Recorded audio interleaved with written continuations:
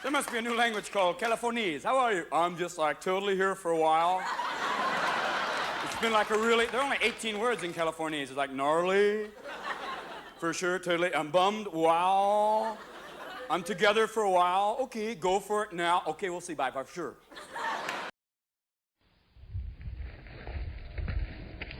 We'll just start with a song that was inspired by some experiences that Terence speaks about.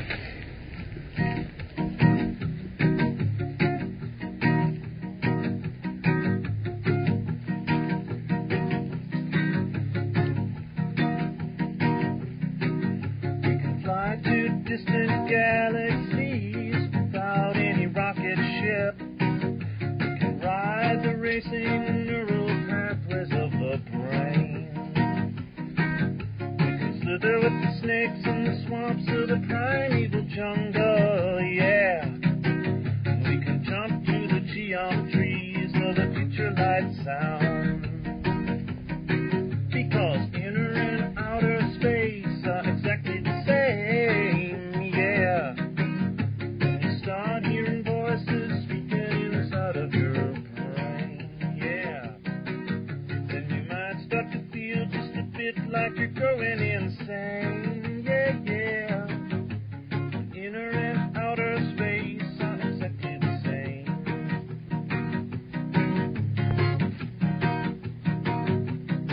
Now we can laugh to ourselves deep within the belly of the beast. And we can raise our voices in heated discussion to no avail. We can see from the sides of our minds more truly than from the front.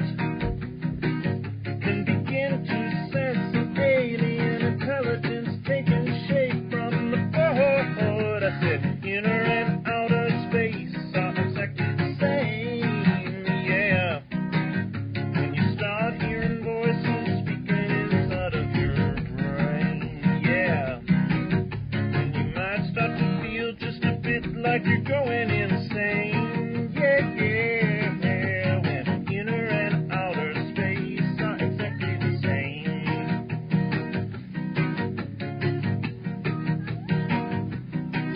We can be fantastic conspiracies about all the evil in the world. We can theorize and conceptualize till it no longer does us any good. We can cling to our thoughts till we just can't do it anymore, yeah, yeah. We can check all the excess baggage of our minds at the door. Because inner and outer space are exactly the same, yeah. When you start hearing voices speaking inside of your brain, yeah, then you might start to feel just a bit like you're going insane. And maybe you are, because inner and outer space are exactly the same.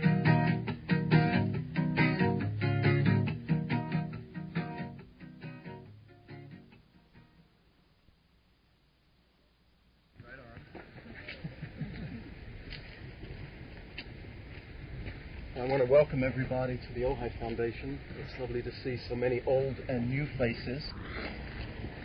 When I was asked to introduce Terence, I wondered what on earth to say. So I thought back to when we first met. And that was at Esalen Institute in the spring of 1983. And I'd been living there for about 9 months, recovering from a nervous breakdown, which occurred here. And I was certainly getting better at that point. I was walking again. And Paul Herbert, who was the sound person at Esalen at that time, said, "Leon, you have to come and do this workshop." I had done absolutely nothing at Esalen except sort of recuperate. And he insisted that I come to your program. So I did, and the program itself is a sort of blur of Naturera, flying saucers, mushrooms, electronic intelligences. It's just a total blur. He spoke, this man spoke for like, I don't know how many hours. And I was, who is this person? I'd never met anybody like this before. The one part of the program that I remember clearly, it's interesting, was in the introductions. You know, everybody goes around and says, why did you come, and that sort of thing. And Kat said something that just stuck with me. And she said, I like his style. And at the time, I thought she was talking about your shades or your socks, you know. But afterwards, you know, I saw more of what she was referring to in a deeper way. And after the program, bag of presents in my hand, and that changed my life. So he's one of those people, very few, a handful of people that I can say have really, I've met at a crossroads of my life. And for that I've always been very grateful. I truly have. So I like your style too. And Terence McKenna. Great introduction,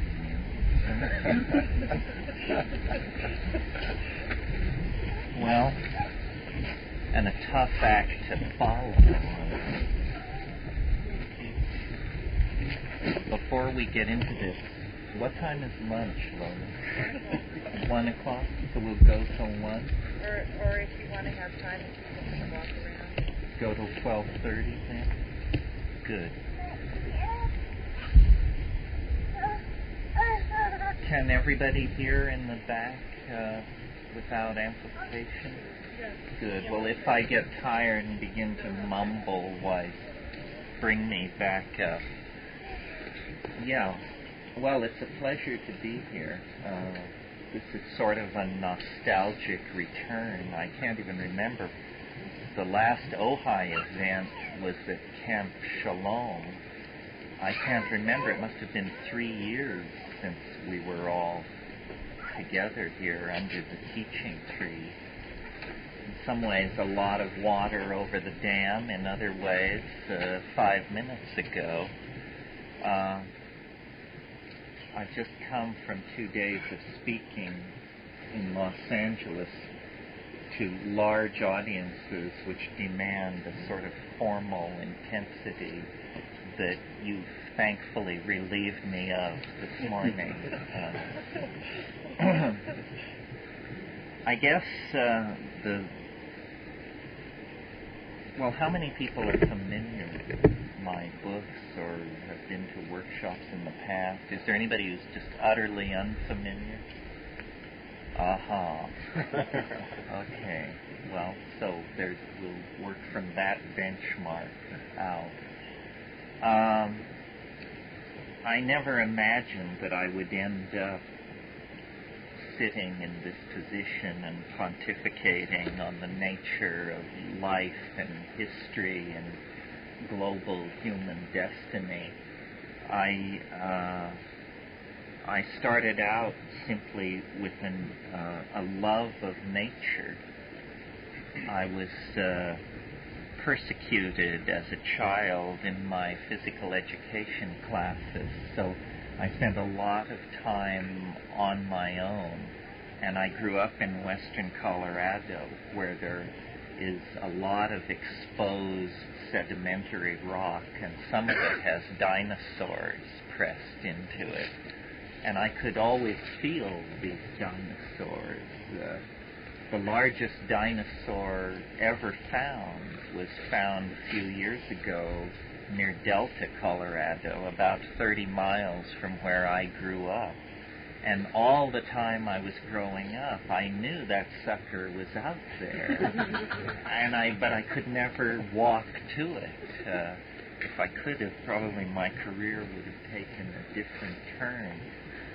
But my interest in fossils, I remember I had an uncle who gave me a book when I was about 8 years old of fossils and it had one of those charts in the front of it where it shows 5 billion years, and then the last half inch is expanded to the next column, and then the last half inch is expanded to the next column. And so I saw that human history was a hairline crack at the bottom of the column furthest to the right. And I got the concept of how old, not the universe, but the Earth is. And it was a dizzying perspective. The town I grew up in, if you read Time magazine, you were persecuted as a left-wing intellectual. The town I grew up in once made it into Ripley's Believe It or Not as a place that had more Christian churches per capita than any town of its size in the United States. This was a town of 1,600 people with 42 Christian churches thriving.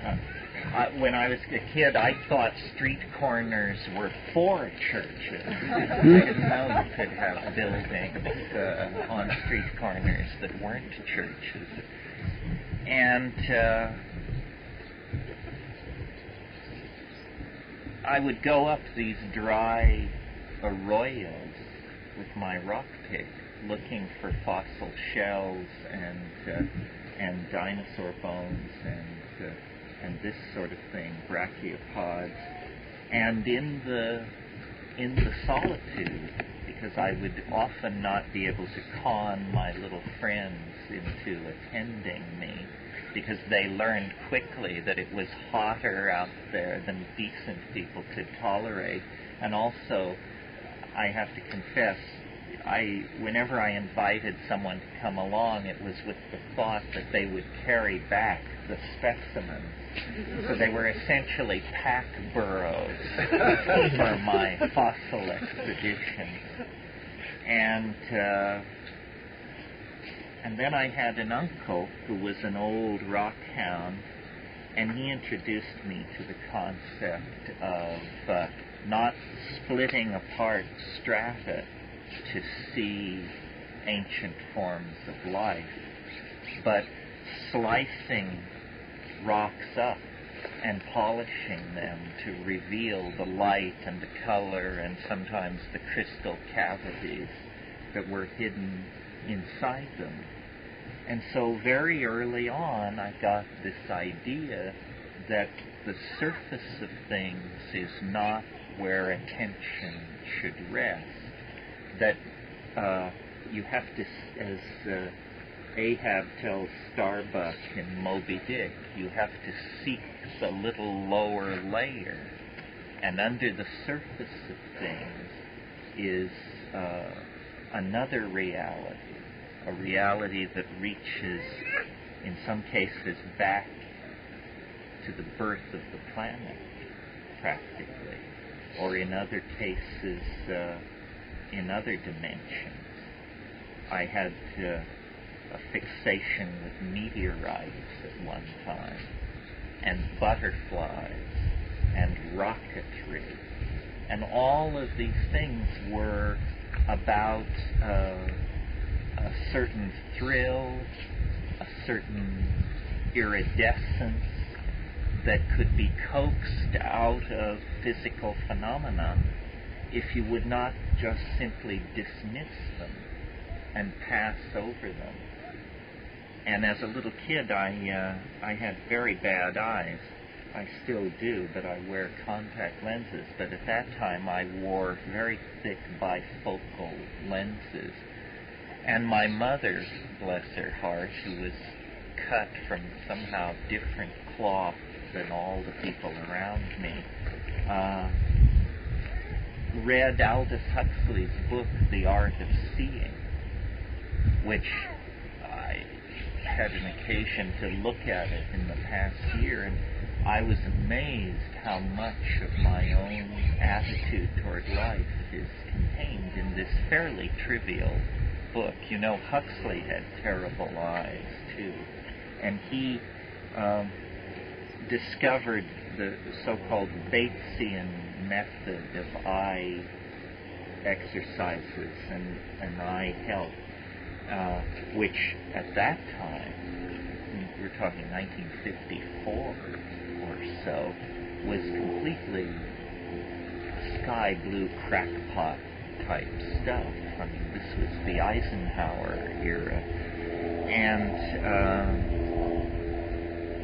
the exercises that I learned when my mother took me to this, I guess you would say, Batesian therapist, were exercises in attention to the exterior world. And then the other form of exercise was what the rest of American society wasn't going to encounter for 15 years and then would encounter as Buddhist visualization. But for us, it was just close your eyes and the therapist would create capsules in the air through narrative. And it was an eye exercise. And so it introduced me to the idea of sitting still and watching what's going on behind closed eyelids. What fascinated me about the butterflies was the physical iridescence, which in the northern hemisphere is fairly rare in butterflies.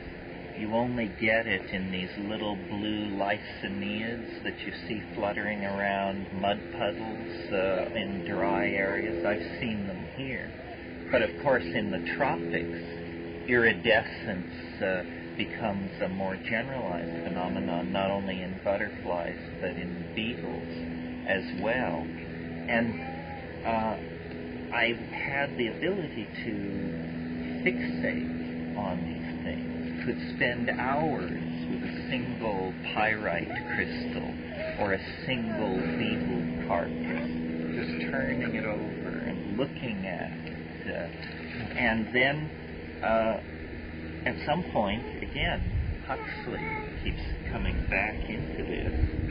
I decided that I would become a writer, not because I loved writing particularly, but because I admired all the attention that great writers seem to have heaped upon them, which was something that I, as a goggle-eyed weirdo, was not getting much of.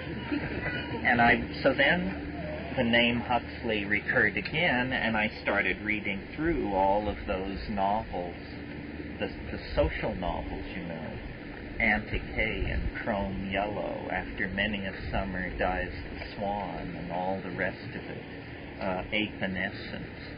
And finally, I came to a work of nonfiction by Huxley, The Doors of Perception and Heaven and Hell. And this was by now probably 1958. I was 14 years old. And in that book, Huxley, the quintessential English academic establishment intellectual, describes his confrontations with mescaline and what it meant to him. And it was fascinating to me because previously all I had ever known or heard about drugs was what I had learned from reading Huxley's novel, Brave New World, which is a pharmacological dystopia, if there ever was one, and has lots to say to society today, I think. If you haven't read it, I recommend it to you. If you have read it, you recall that it was a society of people, perfect people, grown in vats, who died early, but who never lost the bloom of their youth, who were herd-minded, driven by advertising, and entirely dependent for their happiness and psychic equilibrium on a drug called soma. And they had little advertising slogans which they would repeat by rote if anyone displayed inappropriate anger or emotion. A gram is better than a damn, they would displayed publicly. Drug sound proposition. Here is this same author writing of mescaline and reaching for metaphors drawn from Meister Eckhart, St. John of the Cross, John Chrysostom, comparing the light falling into the folds of his trousers to the light of Caravaggio and Duccio and Fra Angelico. And I was amazed. I had never heard such carryings on. Well, now, if you go back and look at the doors of perception, you realize that this was not an extravagant telling of the nature of the psychedelic dimension. It was, in fact, a fairly conservative rendering, a description of low-dose, eyes-open, thoughty psychedelic voyaging. I mean, it's been a long, long time since I've set a stack of Abrams art books by my left knee before I take a psychedelic. But back then, that was how it was done. And you looked at the visible world. Well, so then, around this time, there began to be alarmist articles in the press about the abuse of blue morning glory seeds by some of the more crazed and unassimilated members of American society. And I immediately tore out and purchased a couple of packets of blue morning glory seeds, and then noticed that the leaves imprinted in the fabric of the drapes in the living room all seemed to have little faces and were dancing. This was, in fact, clearly the intent of the designer, but something that in all the years of living around these ratty drapes I had never noticed. And then I began to look at everything around me and discovered that this affinity for looking into things that my rock hunting, butterfly collecting habits had instilled in me had become like turbocharged. And swimming in the depths of polished stones, ponds, the ditch running down the back of the backyard were myriads of worlds. And I went outside and I was looking around at everything, and then I just felt physically overcome. My knees basically gave way underneath me, and I sat down under a tree and I closed my eyes. And my life has never been the same since, because there, waiting behind closed eyelids, were, ruined cities covered with creeping jeweled lichens and inhabited by shining-eyed creatures that were, I was not sure exactly what, and much, much more. And I just spent a half hour or so literally entranced, gazing into this unfolding reverie of deserts, jungles, machines, archaeological artifactoria, machines in orbit around alien worlds, all of this stuff. And I was stunned. I still am stunned. And that essentially set the compass for the rest of my intellectual life. I didn't understand really what had happened. In other words, I didn't clearly get it that this was a trip and that it was induced by the psychedelic. I understood something of that I thought also it must be unique. It must be my mood, my expectation. Or surely this cannot happen on demand through the simple act of eating morning glory seeds being sold at 35 cents a pack down at the hardware store. And so then I began to ask questions. And I quickly discovered it was a mistake. So I went to Huxley and read more carefully, saw that he was working from the earlier of Havelock Ellis, Weir Mitchell, Fitzhugh Ludlow. It turned out that this whole tradition, albeit an underground tradition in Western intellectual or aesthetic concern, based around the perturbation of consciousness with substances. Coleridge comes to mind as an example, and you may know his poem Kubla Khan. Kubla Khan was written in a flash, basically, based on an opium reverie.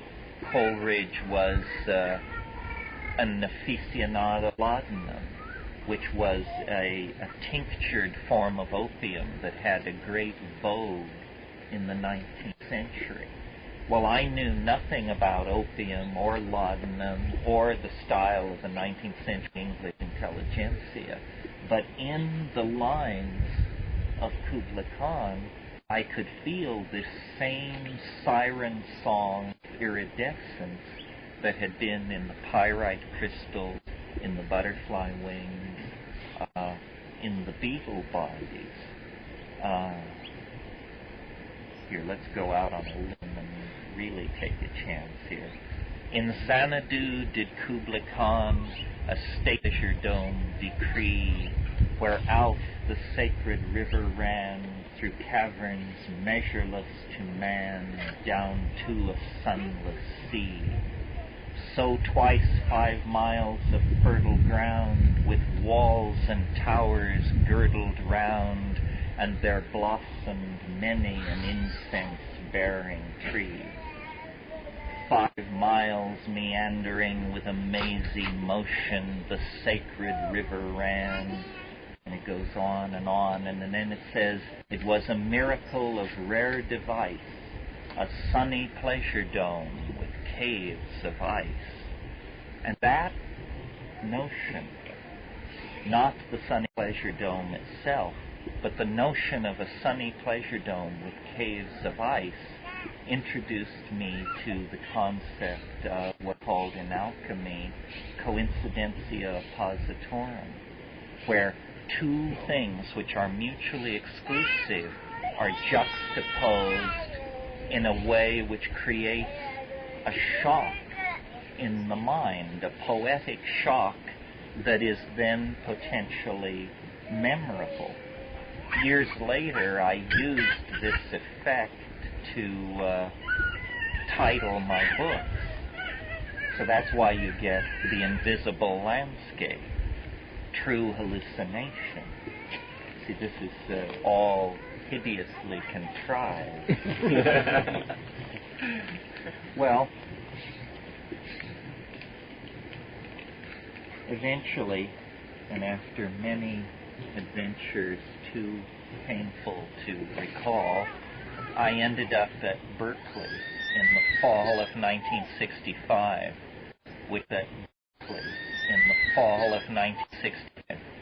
which was an incredibly, probably the most together thing I've ever achieved with my life in terms of timing, because I was neither early nor late. I was not 10 miles off or 1,000 miles off. I was dead on. I was right at the very center of the flowering of the cultural revolution that is now vilified and fondly recalled as the 1960s. And I was living in a ratty room house in San Francisco that summer before going over to Berkeley. And there was a guy living across the hall from me who replaced all the white light bulbs in his apartment with red light bulbs and painted his windows black and played the major chords of Freight Train on his slack guitar over and over again. And he went on to glory as Barry Melton, the lead guitarist of Country Joe and the Fish. And I didn't know it, but at the time they were in the studio laying down the tracks for electric music for the mind and the body, which was one of the defining freak albums of that era. And he introduced me to the joys of cannabis, and further to something called Sandoz LSD, which was going around in these little tiny 00 capsules. And it was as if the previous Morning Glory vision had now been lifted to a whole other level of intensity. And everyone around me was undergoing these kinds of experiences. And there was a sense of incredibly accelerated change. You could palpably feel the acceleration of change seemed to be in the water, in the air. Once I moved to Berkeley, I noticed that the large billboard that they changed for Telegraph Avenue every 30 days contained cryptic messages that were inevitably addressed to me and my affinity group. In short, serious boundary dissolution and category enscramblement was creeping into my mental universe.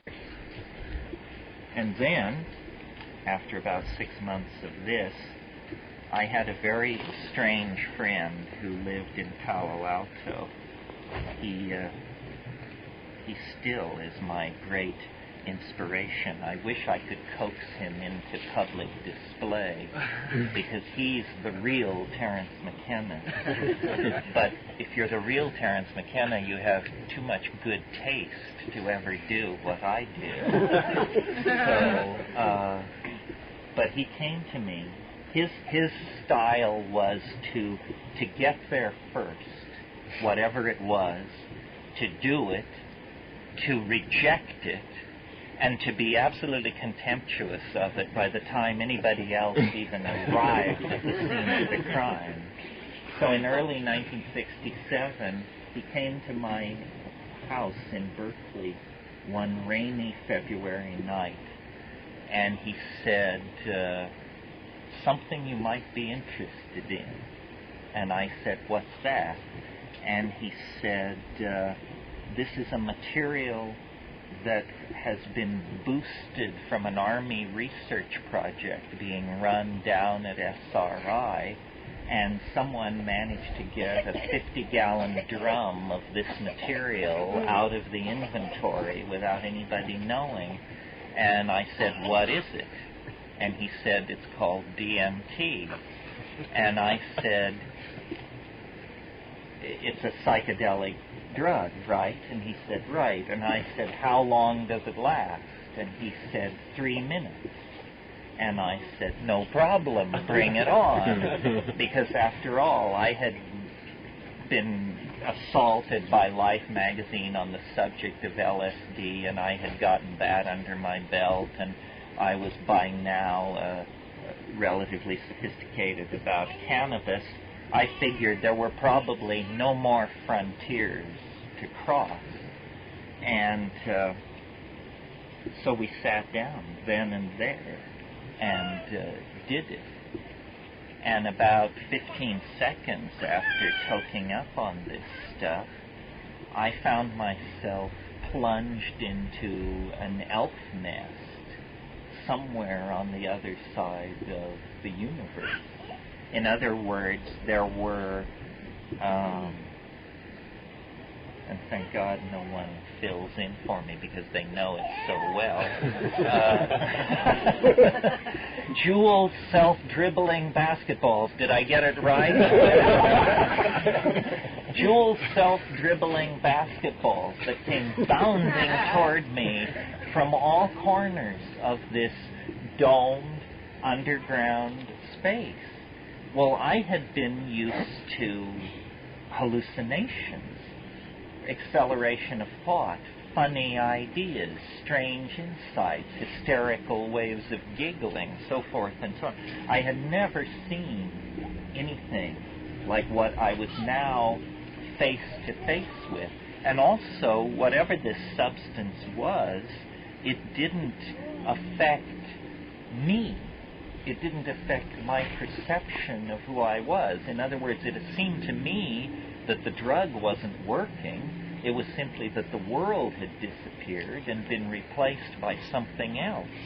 And I was still who I had been a few moments before, except now I was fairly alarmed by what had just happened to the architecture and geography of Southern Telegraph Avenue. And these things, there was an overwhelming sense of affection, involvement, a sense that I hadn't experienced since being 6 years old and being released on Christmas morning to run out to the Christmas tree.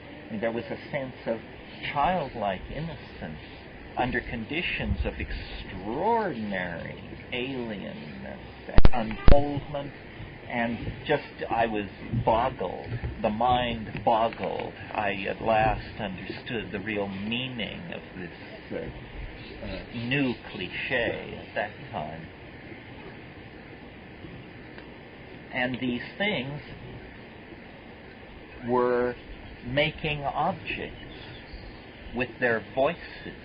They were singing in this unearthly, crystalline, punning, elf chatter kind of language. But it was not something simply heard. It was something which I could see.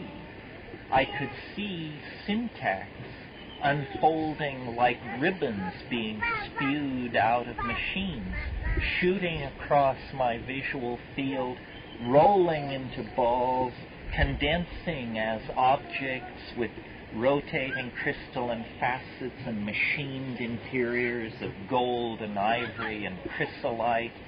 And these objects were themselves emitting strange, singing, language-like noises. And the whole thing was happening at an enormous speed, almost like a Bugs Bunny cartoon run backwards at about 3 times ordinary speed. Well, I barely had time to take all of this in and, assure myself that I wasn't dying before it collapsed. The way a tent collapses, the way an ice cream cone melts, the way an erection disappears, the way an investment goes bad. It just was gone. And my friend, I was sitting there, I opened my eyes, and my friend said, "So what do you think?" And I was stunned. I've never actually seen it hit anybody quite as hard as it hit me. For about 15 minutes, all I could say was, "I can't believe it. I can't believe it. I can't believe it. I can't believe that. I can't believe that." You call that a drug? You must be nuts. Drugs don't do that. I mean, drugs speed you up, slow you down, make you fall down, stuff like that. This is no drug. It's magic. It masquerades as a drug. it's a doorway into another world. I kept having the image of Aladdin's lamp, my favorite fairy tale, and I felt like Aladdin. You know, you buy something in a junk shop, you take it home, you try to clean it up. The next thing you know, a flame a mile high pours out and demands to do your bidding. That was the impression I had. And it's the impression I still have. That must have been early 1966, 66, 76, 86. What is it? 36 years ago? That's not possible. 26 years ago. Nothing has particularly changed. Nothing has ever surpassed it. And for me, that was the moment that set my auto compass for life. I mean, I said, this I must understand. Not only did my mother not tell me and my father not tell me, but Aldous Huxley never told me, and neither did John of the Cross, and neither did Meister Eckhart. All those people were apparently flying at a lower altitude than I, 19-year-old brat in ratty rented room, have been able to achieve in the last 15 minutes. And so then I began to look for this, or for some trace of it, in the history of human philosophy, in the history of art, in ethnography, everywhere, and I really didn't find it. And I really still don't find it, except there are certain faint footprints in the blowing sand of human experience that if you've seen the vision, you can follow these footprints back to something like this source. First of all, I went to the library. None of the heads that I knew could make any sense out of this at all. For them, LSD defined the top of the ladder. Well, with this stuff, LSD and being at the local PTA meeting, down seem to be two states of mind which merge together on some distant horizon of straightness. So I went to the library and began reading more intensively in more focused fashion. And I learned that in South America there were tribes of people who apparently utilized plants that had this stuff in it. Now, at that time, this was 67, this was new information that had arrived in the domain of botanical scholarship, really in the previous 5 to 10 years, through the work of people like Richard Evans Schultes at Harvard and William Safford and other people had described this chemical being present in these aboriginal intoxicants. So far as I could tell, no academic had ever done it, because no description matched what I had experienced. And when I discussed this with my friend who had brought me to this place, he said that he felt that probably it was impossible to attain these kinds of concentrations outside the laboratory. And that meant, if true, that these shamanic practitioners and societies that were utilizing this were utilizing it, but that they themselves had no real awareness of what it was potentially like when concentrated through modern analytical and laboratory techniques. So it really wasn't a choice. I mean, I guess that's what it's like when you get your calling. It's just a little hard for me to imagine that, being a CPA or city planner or something like that could seize you by the ears with the kind of intensity that this seized me. I mean, I said, I've got to understand this stuff. This is the most amazing thing.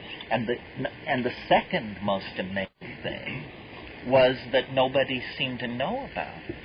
I mean, I couldn't understand why there weren't 11-inch high headlines on every newspaper on the planet saying, doorway to hyperspace discouraged, ELF negotiations proceeding, something like that.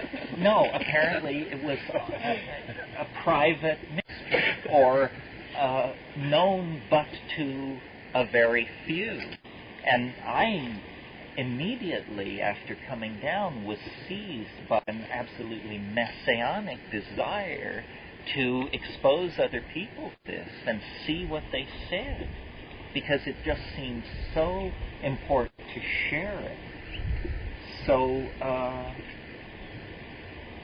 that's basically what I've been doing ever since, and trying to draw conclusions, trying to understand what is this, number one.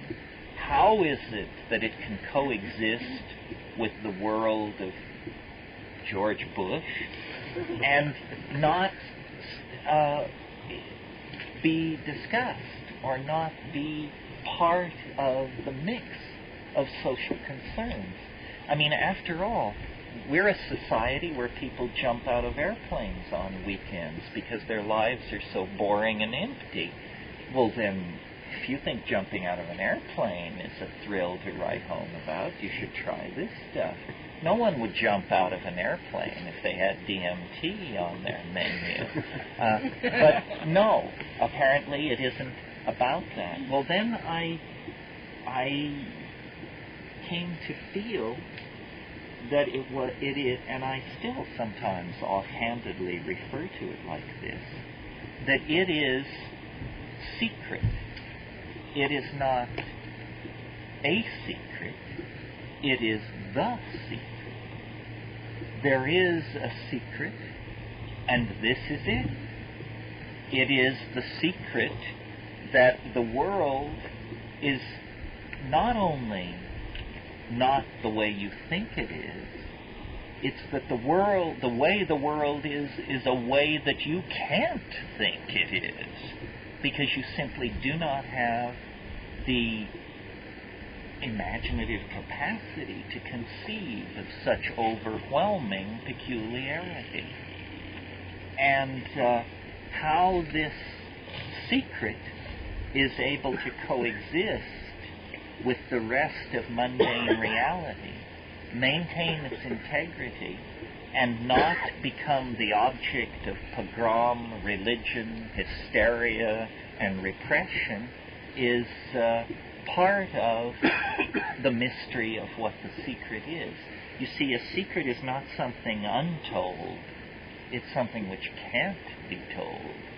And even as I sit here, I realize that I'm obliquely approaching it. No matter how weird I say it is, no matter what scintillating metaphor I create to attempt to beguile you into imagining what you can't imagine, I'm perfectly aware that I'm falling short of the goal. I'm creating a symbol of what it is. But frankly, words fail, and I'm a word kind of guy. So then, the rest of my life can be basically poured into a nutshell. It's just been a lot of wandering around in various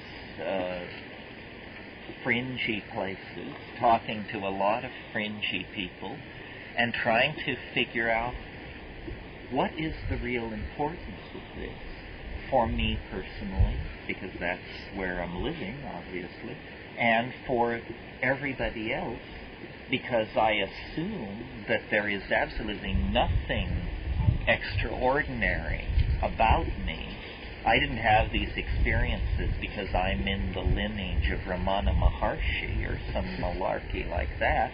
I had that experience because I'm a human being. And every human being can have this experience. The only analogy I can make to it is sexuality. I notice that no one here seems to be having sex at the moment, but we all are shaped by it. Probably this is something so taboo and not necessarily scripted into your biological functioning the way sex is, so taboo that you can go from birth to the grave and never encounter this. Not only can you do that, but most people do.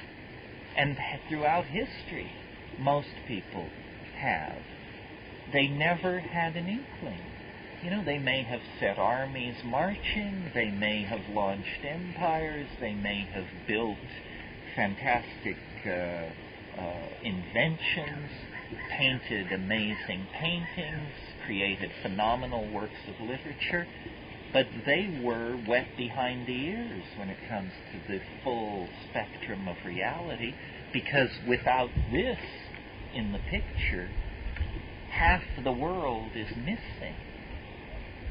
Well, so then, how to come to terms with this?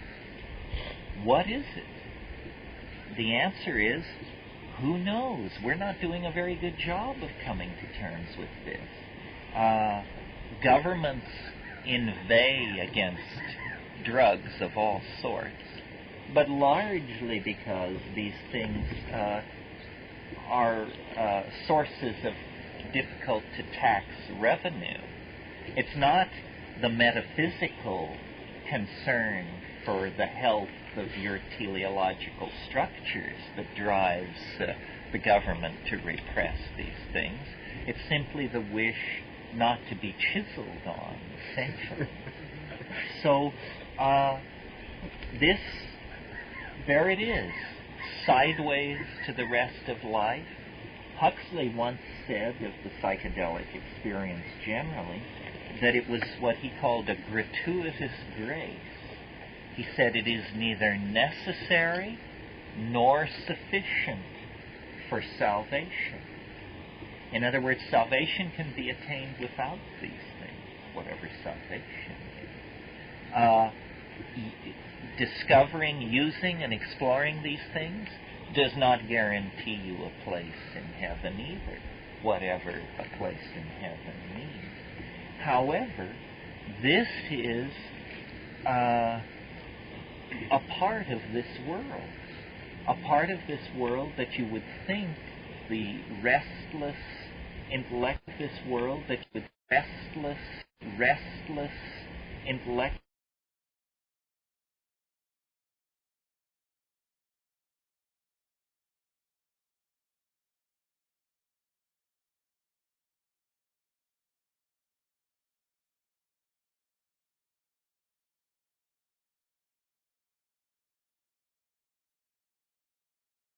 technically, well, it's hard to put it into words exactly, especially when you try to do it for the first time. Obviously, the difference between a living person and a dead person, there is a way of thinking about that where you would say the difference is a chemical one. In one case, metabolism is going on, in the other case, not. I am beginning to think that this narrowing of our conscious focus into three dimensions for survival purposes that I mentioned a few minutes ago may have actually cut us off not only from where the game will be next month or who stole the chicken, but it also may have cut us off from contact with the after-death world, because it has no efficacy in the very nitty-gritty blood and muscle problem of day-to-day survival. And that what we have discovered in DMT is literally a chemical doorway to the bardo. And that this, I think, is an even more confounding notion than the notion that we are being pheromonally managed by zeta reticulums or something like that.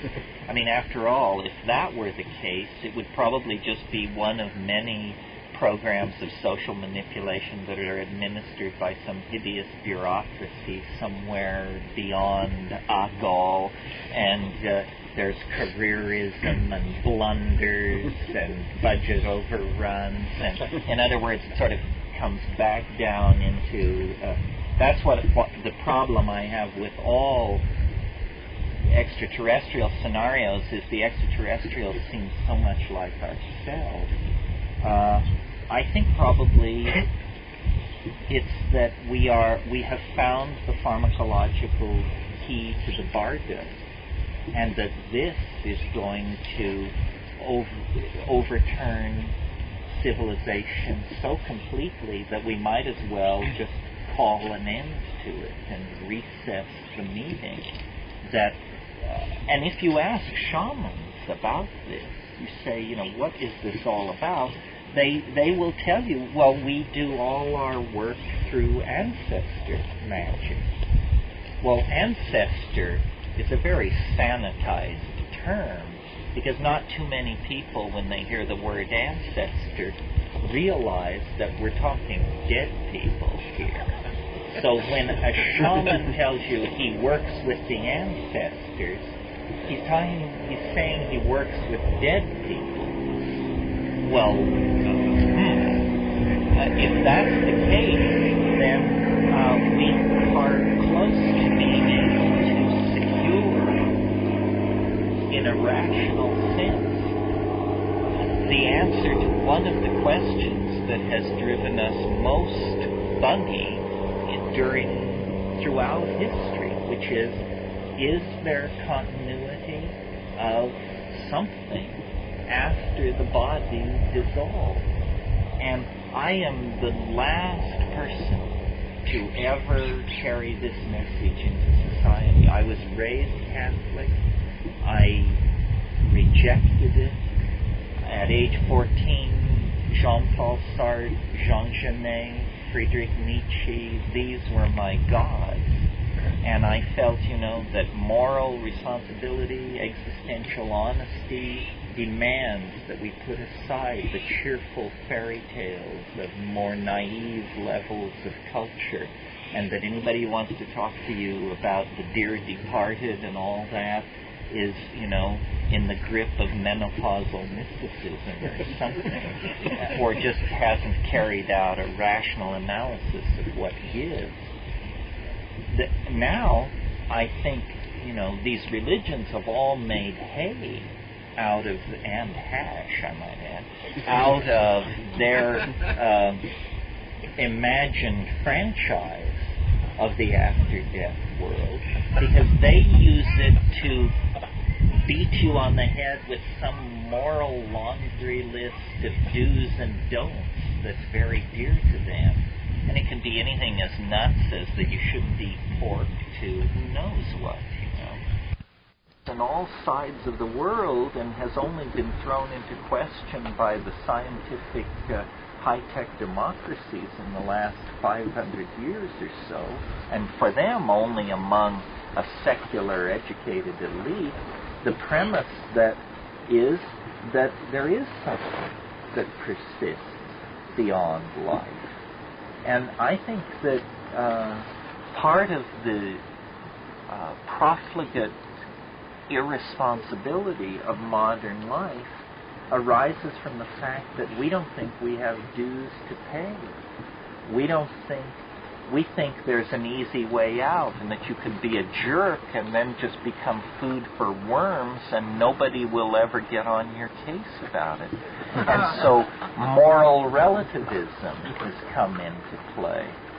But if, in fact, we are securing in some form the notion that the human personality, or some portion of it, persists after death, and that there is an ecology of souls, and that we must, in some sense, share this planet with them, because after all, when you smoke DMT, you don't go anywhere physically. You simply see your nearby environment from a different dimension through different eyes.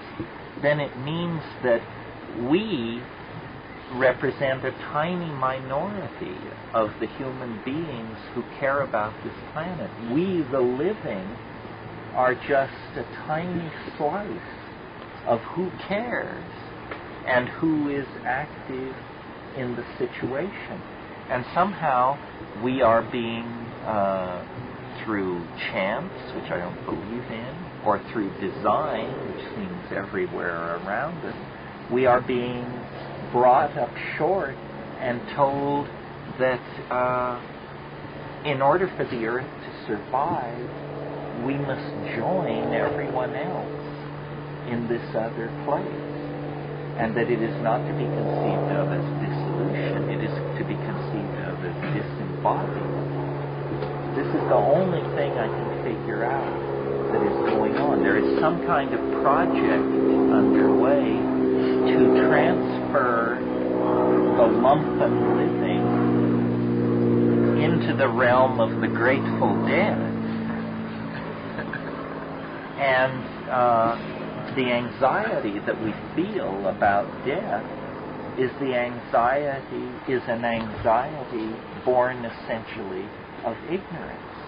And this ignorance is understandable because we have suppressed, repressed, and denied shamanism the leadership role that it should have in metaphysics of all sorts. And so now we're about to become extinct. And you can like it or you can not like it. You can decry it as the greatest tragedy ever to befall us or this planet, although I suspect the planet will heave an enormous sigh of relief. But there is a perspective in which it can actually be seen as progress, that we are all at once going to transit into this Bardo realm. Now, this may not be it. It may not be a simple die-off. It may be that somehow a dialogue can be set up with these souls, or their representatives, or whatever they are, in this other place, and that a world can be established which is neither quite theirs nor quite ours. In other words, that the difference between being alive and being dead, which seems to us fairly fundamental, could in fact turn out to be fairly minor and erasable, or the boundary could be moved from where it is to somewhere else. This stuff is hackle-raising in its weirdness, but if you're going to be true to the content of the experience, then I think you're pushed in these kinds of directions. And the attractor at the end of history that seems to be pulling the human world, certainly, if not all of space and time, into its domain, is in the act of realizing itself going to obliterate the kind of distinctions that we have grown used to. Even on such fundamental issues as life and death. That's the grandest conception that I've been able to come up with. And it doesn't require friendly, altruistic extraterrestrials flying in from Betelgeuse. And it doesn't involve nanotechnological downloading of everybody into a gold ytterbium cube buried on the backside of the moon. And it doesn't involve the human enterprise simply becoming a layer in shale somewhere in the strata of the paleontological record of life on this planet. It is, a fitting denouement for the mess that we have wandered into. It does require unlimbering of the imagination to come to terms with this, because we are in great denial over the possibility that the world could really be transforming itself. I mean, about as far as most of us can go without getting metaphysically uncomfortable is to embrace recycling and population control. But I doubt that such cheerful diddling with the machinery will be able to swerve us from our path. I think, like it or not, we are going into a world that we literally, as we sit here, cannot conceive of. A world so different from ordinary reality that to discuss whether we will be alive or dead in that world is mere quibbling. There's one point I wanted to clarify real quick. I didn't see this launching of the alien psychedelic spore templates as a bureaucratic enterprise. I almost always envisioned it as a real provisional underground thing, maybe done by a small minority of shamans in a desperate hope to somehow, propagate their origins. You mean alien shaman? Yeah. It could be that. I think I sense a crisis in the physics of the matrix itself. In other words, I think that this is not only happening to human beings. I'm serious when I say, there's only 20 years of history left and we still have half of it to do. We're going to have to do some pretty fast stepping. I mean, what we took 50,000 years to do, we must now do in 20 years. I think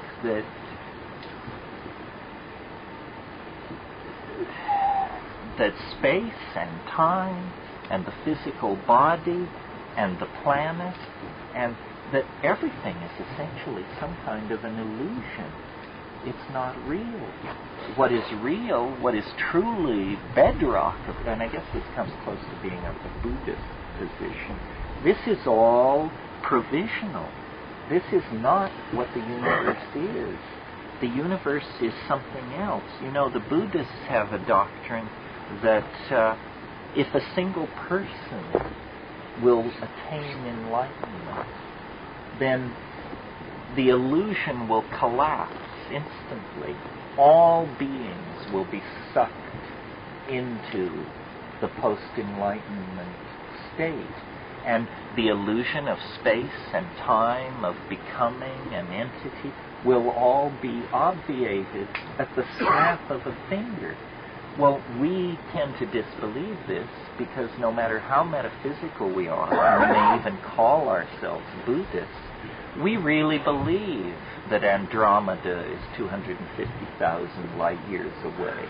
I mean, we can't conceive of a light year, but we actually believe that what the scientists tell us.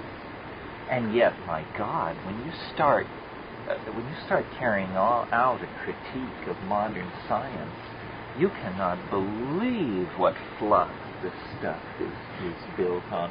I heard an analogy recently which I thought was very interesting.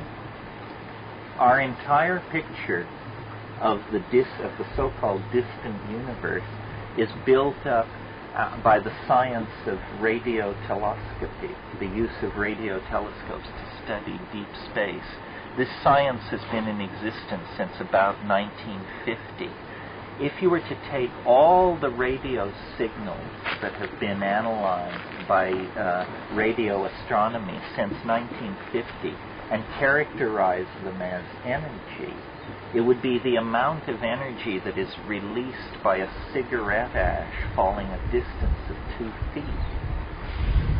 So this is the thinness of the data out of which we have created these incredibly grandiose conceptions of what is happening. science is just whistling past the graveyard. Don't forget that the telescope is about 500 years old this year. So to believe, that the story science tells us is true, when we can't understand the mathematics, we cannot build the instruments ourselves, we cannot analyze the data. I mean, we are under the thumb of a priesthood more domineering, more removed from the ordinary concerns of ordinary people than any priesthood of any religion in the past ever was. I think we should hold all that in abeyance. I'm not saying it's not true. I'm saying it's not possible to tell whether it's true or not. One thing psychedelics will do for you, for sure, is to convince you that what's real is what I call the felt presence of immediate experience. That's what's real. What you think, what you feel, what you see now is what's real. Even your own memories are so shifting and elusive and subject to psychological transformation based on your own inner and unconscious dynamics and kinks, that to believe what somebody else is telling you about the temperature of Betelgeuse or something like that, or the charge of the top quark, means you've moved off into some kind of private Idaho. Crazy people rave about stuff like this. But I think people who are rooted in a good philosophical method will not give much credence to anything out of reach of their good right arm. And the psychedelic experience is an experience. I didn't present you with a set of tensor equations or a tape of electromagnetic data interpreted through the fiat of a fishy formula. We're talking experience here. And this experience, if made commiserate with ordinary experience, I think leads to the conclusion that this is, I said this the other night, this is as dead as you'll ever be. This is as low as you can go. This is as confined a mode of existence as it's possible to know. And it's all up from here, folks. It's a kind of Gnostic vision. It sees our present circumstance as the low rung of a ladder of transformational distillation. And, we come from we know not where. I mean, we have, yes, the details on the fertilization of the egg by the sperm and so forth and so on, but where the form comes from, we don't know. This is the mystery of morphogenesis. And then where the form goes to, we do not know. I mean, I now think that the proper way to think about biology is biological objects, plants, animals, fungi, bacteria, amoebas, and human beings. Biological objects are hyperdimensional objects. You can tell that that's true because whenever what is the sine qua non of a biological object? Meaning, what is the thing it must have to be biological? It must metabolize. That's the essence of life. The form is stable, but the matter and the energy which compose the form are in constant cycling. The form stabilizes, but the energy is flowing through it, which stabilizes it. Well, when we use phrases like cycling through it, flowing through it, these are words which imply a temporal dimension. If you have a chair and you cut into it It doesn't bleed. It doesn't squirm away. It doesn't begin to rot and fall over. If you cut into a living object, it undergoes all kinds of changes. This is because you have destroyed one of the dimensions necessary for its manifestation, the temporal dimension. The living body has a relationship to time which the chair doesn't have. The chair is borne along in the stream of time. The biological object is made of time itself as much as it's made of space and matter. And so, really what birth is the descent of this mysterious entity called the form into matter. It clothes itself with matter and energy through a process of gestation, unfoldment, separation from the environment of gestation and unfoldment, which is the mother's body. And then it has an autonomous existence. But what is generally true of all life in the phylogenetic, in the ontogenetic expression, what's true is that it has finite duration. Everything dies. The individual dinosaur, the individual elephant, the individual human being, they die. That means that the form eventually withdraws itself from the domain of matter and energy, and it then presumably exists as it existed before, having added whatever adumbrations three-dimensional experience has given to it. So I've come to see the body as basically the placenta of the soul. And, that's a way of thinking about it that makes dying not so terrifying. I mean, it's as terrifying as smoking DMT, but it's nothing to claw the walls about. The body is the placenta of the soul. For the individual, well, then it's just a short step to realizing that we are now called upon as a species to abandon the body. The body is the collective body is the collective placenta of the species, and you don't do a war dance around the placenta. Once it's served its function, which is to bring the forming fetus to the point where it can exist and sustain itself in the dimension for which it is destined. In the case of ordinary birth, that's three-dimensional space and time. In the case of this metaphor, it's the hyperspace beyond space and time. Once we are ready to exist in that dimension, it's time to undergo the journey down the birth canal and bury the placenta under the old apple tree and forget it and move on. And,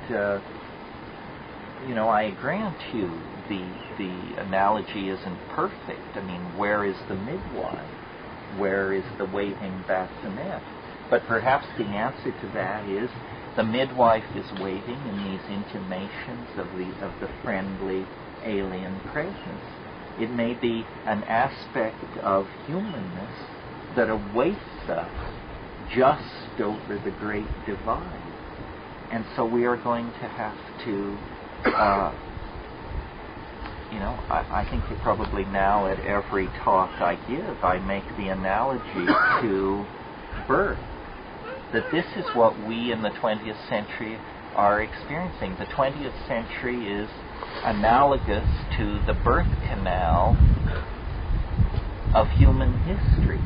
And so, the wonderful swim in the amniotic ocean is over. The fool's paradise of the fetal life is ending. Now, the walls are literally closing in. We can't get enough oxygen. We're using up our food. The walls are strangling us. There's no room on this planet for all of us. And for us, it's a catastrophe. But I imagine when a woman goes into transition, that the fetus, if it's not a metaphysician, must be fairly alarmed by the situation. He must just say, well, I guess this is it. It's all over. I'm going to be strangled, suffocated, and simultaneously choked to death in this situation. It would take a far-seeing fetus indeed to embrace the journey down the birth canal as the road toward, a split-level ranch house in the hills above Malibu if you play your cards right. Surely that gets the idea across. Yeah. Could you say more about the content of your experience with DMT? I was really fascinated, and it seemed like there were some qualities to it that I wanted to hear more about. Well, sure.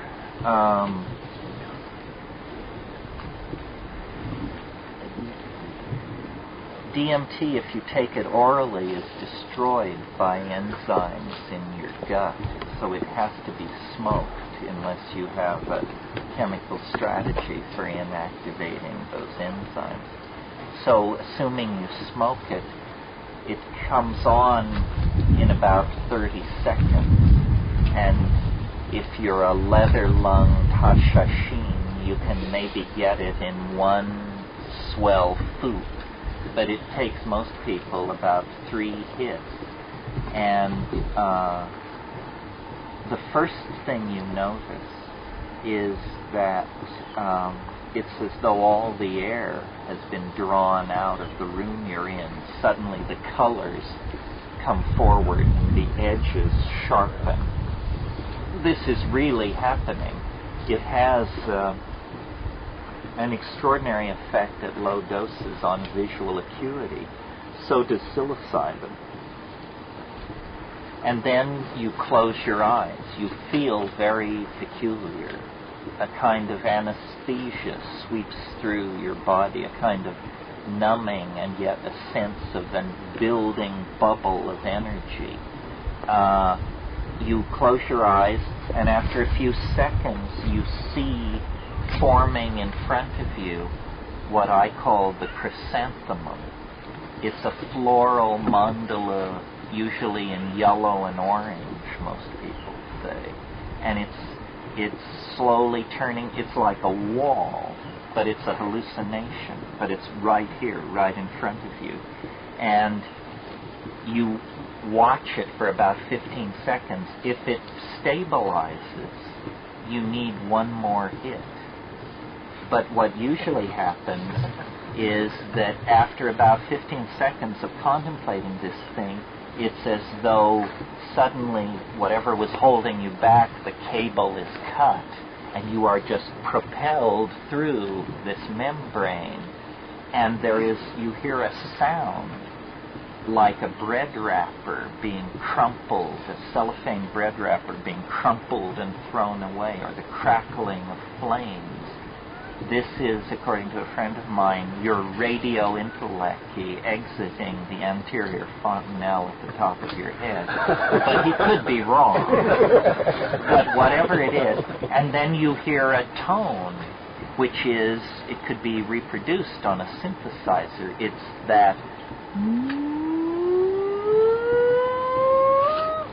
but it keeps going and becomes hypersonic, supersonic, subsonic, I don't know.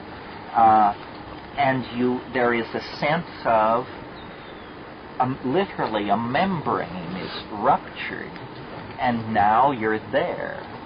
And what happens to me is, the first thing I hear is a cheer, a yell of greeting. It's on their second album, the Pink Floyd have a song in which they sing, the gnomes have a new way to say hooray. Well, you break into this gnome nest, and it's a very specifically characterized place. It is domed, it's indirectly lit, not brightly lit, but it's softened lighting of some sort. It's comfortable, but all of that is hard to focus on and relatively inconsequential, because the main thing that's happening is these things come bounding towards you like greyhounds, and there are many of them. These jeweled, self-dribbling, transforming basketballs, which look like iridescent electric radiolaria or something. I mean, they are diatomaceous neon transforms made of syntax or some damn thing like that. And they come toward you, and you have to deal with yourself in this situation, because most people, in my reaction, is absolute amazement, complete hysterical disbelief. I mean, you just say, my God, what is happening? It comes so quickly that it isn't like a drug where, you deep breathe and you close your eyes and you wait for an hour and you slowly summon it out of its crevice. It's not like that. It's like you were struck by lightning. In fact, some people think they have been struck by lightning, that they never got to the drug, that just as they raised it to their lips, they were struck by lightning, or a jet fighter fell out of the sky, or something. And then you have to ask yourself, is this okay?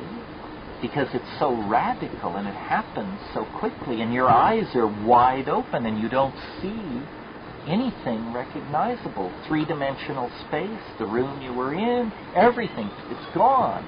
Instead, this place, and then they tell you, they try to reassure you, although they're not very reassuring. What they say is, don't give way to amazement.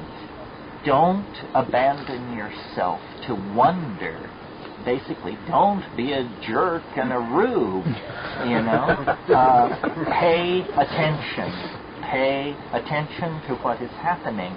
And then they proceed to do a very intense form of team teaching.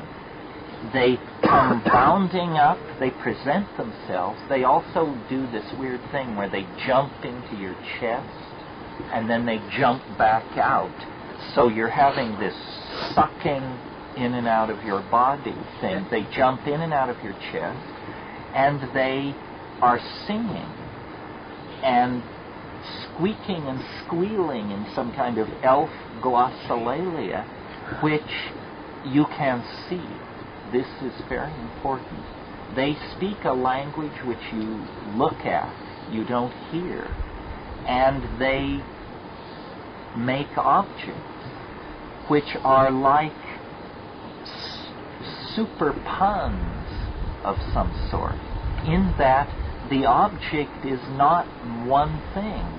It is somehow several things simultaneously. The way a pun attains its effect by being simultaneously more than one thing. But these are not verbal puns.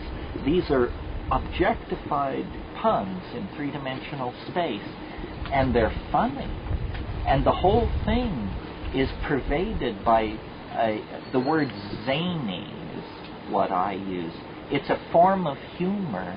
It's a form of merriment, but you can't entirely relax around it because you can't entirely be sure that you're getting the joke. So it's like it's a humor with an edge to it. And they are showing you these jeweled, I've compared them to Fabergé eggs. And when they show you these things, you can tell by looking at them that if you could bring a single one of these objects, no larger than an orange, into this world, it would end the debate. I mean, all you would have to do is show it to somebody, and they would say, that's impossible, but yet it's happening, so therefore my reality is dissolving. I mean, it's somehow to gaze upon these objects is to be forever corrupted for ordinary consciousness, make them with their voices. These objects are quasi-alive. The objects themselves can sing and make other objects. So you're like in this a cross between Santa's workshop, Tiffany's, and the basement of the Metropolitan Museum, and they're offering you all this time. I've somehow stretched the thread too tightly, and now I'm never going to make my way back. And they're saying, no, that's not what's happening. This is what's happening. Pay attention. Look. And then it just fades very suddenly, and they sense it coming. They have urgency because they know the window is tremendously narrow. And in the final moments, in some cases, I recall, they literally, it recedes away, or you pull away from it, and they say, "Deja vu." and then you open your eyes, and you're in the room you left. It's like 1,000 mics of LSD or something. You are more loaded than you have ever been in your life, and you immediately proclaim, "My God, I'm completely down." And, the walls are rubbery, the Persian carpet is crawling around, your friends have faceted faces and look like they just climbed out of one of Billy Meyer's starships, but you're absolutely completely down. You accept this as ordinary. It's all you can do to keep from kissing the good earth, because where you were was so much removed from that there is no comparison. Well, now after doing this a number of times, because the first time you do it, the goal is pretty much to live through it. I mean, it's like being shot out of I think it was Tim Leary's metaphor. He said it's like being shot out of a cannon with Baroque barreling, and afterwards people want you to draw the barreling, when what you were trying to do was live through the experience. But after you do it many, many times, 10, 15, it depends on how bright you are and how able to resist freaking out you are, my impression became, and this is astonishing to me based on what I've said so far, this is someone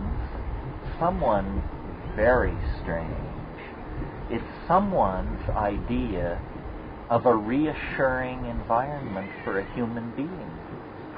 This place you end up, which is the weirdest place you could ever conceive of or imagine, has been specifically designed by someone to be as mundane, ordinary, and like this world as they could possibly make it. Not only that, the impression that I have is the vibe of this place, if you will, is it's a nursery. It's a playpen, in fact. And these toys, these things, these elves, are nothing more than the equivalent of stringing a string of colored plastic objects over a bassinet. They're to teach you spatial relationships and hand-eye coordination.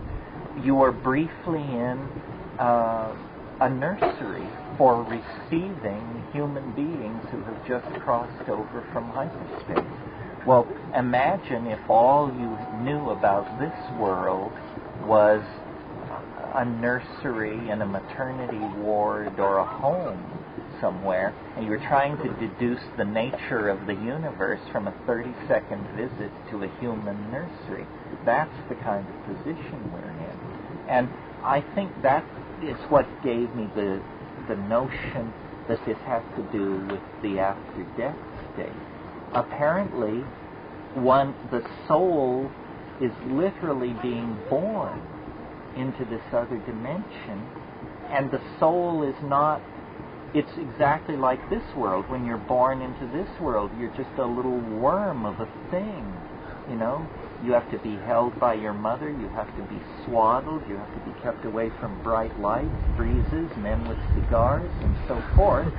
And the soul, as it transits into that place, you immediately meet the extended existence of your soul in an entirely new domain.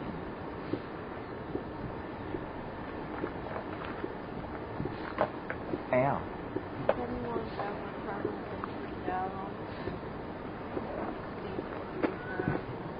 You mean stayed in that place? No. And it seems to me unlikely that anyone would, because interesting about DMT is that it occurs naturally in the human brain. We all make it all the time. And so in a sense, this is not a drug at all. This is a human metabolite that you're getting a tremendous overdose of.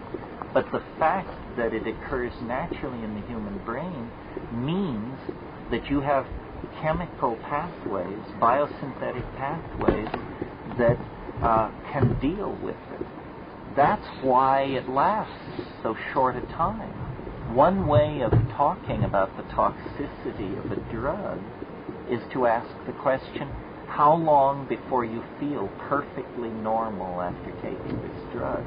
If you have a drug that 24 or 48 hours after you take it, you still have lower back pain and you're lying in warm baths and avoiding ringing telephones and don't want to talk to anybody, that's a toxic drug.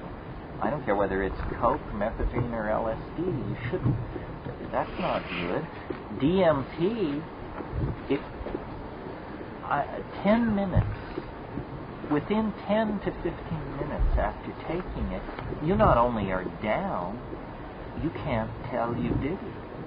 There's no residuum, no lingering headache, no dryness of mouth, no dilated pupil, nothing. It's like you took an ice cube and hurled it into a blast furnace, and then you went looking for it 15 minutes later. It's not to be found. It ain't there. Well, this is amazing, because this is the strongest psychedelic there is. You'd think that you'd have to put ice packs on your head for a week after this experience, and instead it's completely gone. So Rupert and I, in talking about this, he developed the idea of what he called a necrotic compound. He thinks that DMT, that at death, you flood your system with DMT, that this is what these pathways exist for, and that it sets you up for dying, and that if you can, and I gave DMT once to a Tibetan Lama, a very old one, not one of these alcoholic fundraising lamas, the real thing. And guy took it like a man. He was probably 92. And afterwards he said, it's the lesser life. He said, if you go further, you can't return. That's the limit. Beyond that, there is no fail-safe. And he was perfectly matter-of-fact about it, and I took him at his word. I mean, if anybody should have known, this was the dude. And I think it's a tremendous argument for hope. And you see, it's not only an argument for hope, it means that if we could get the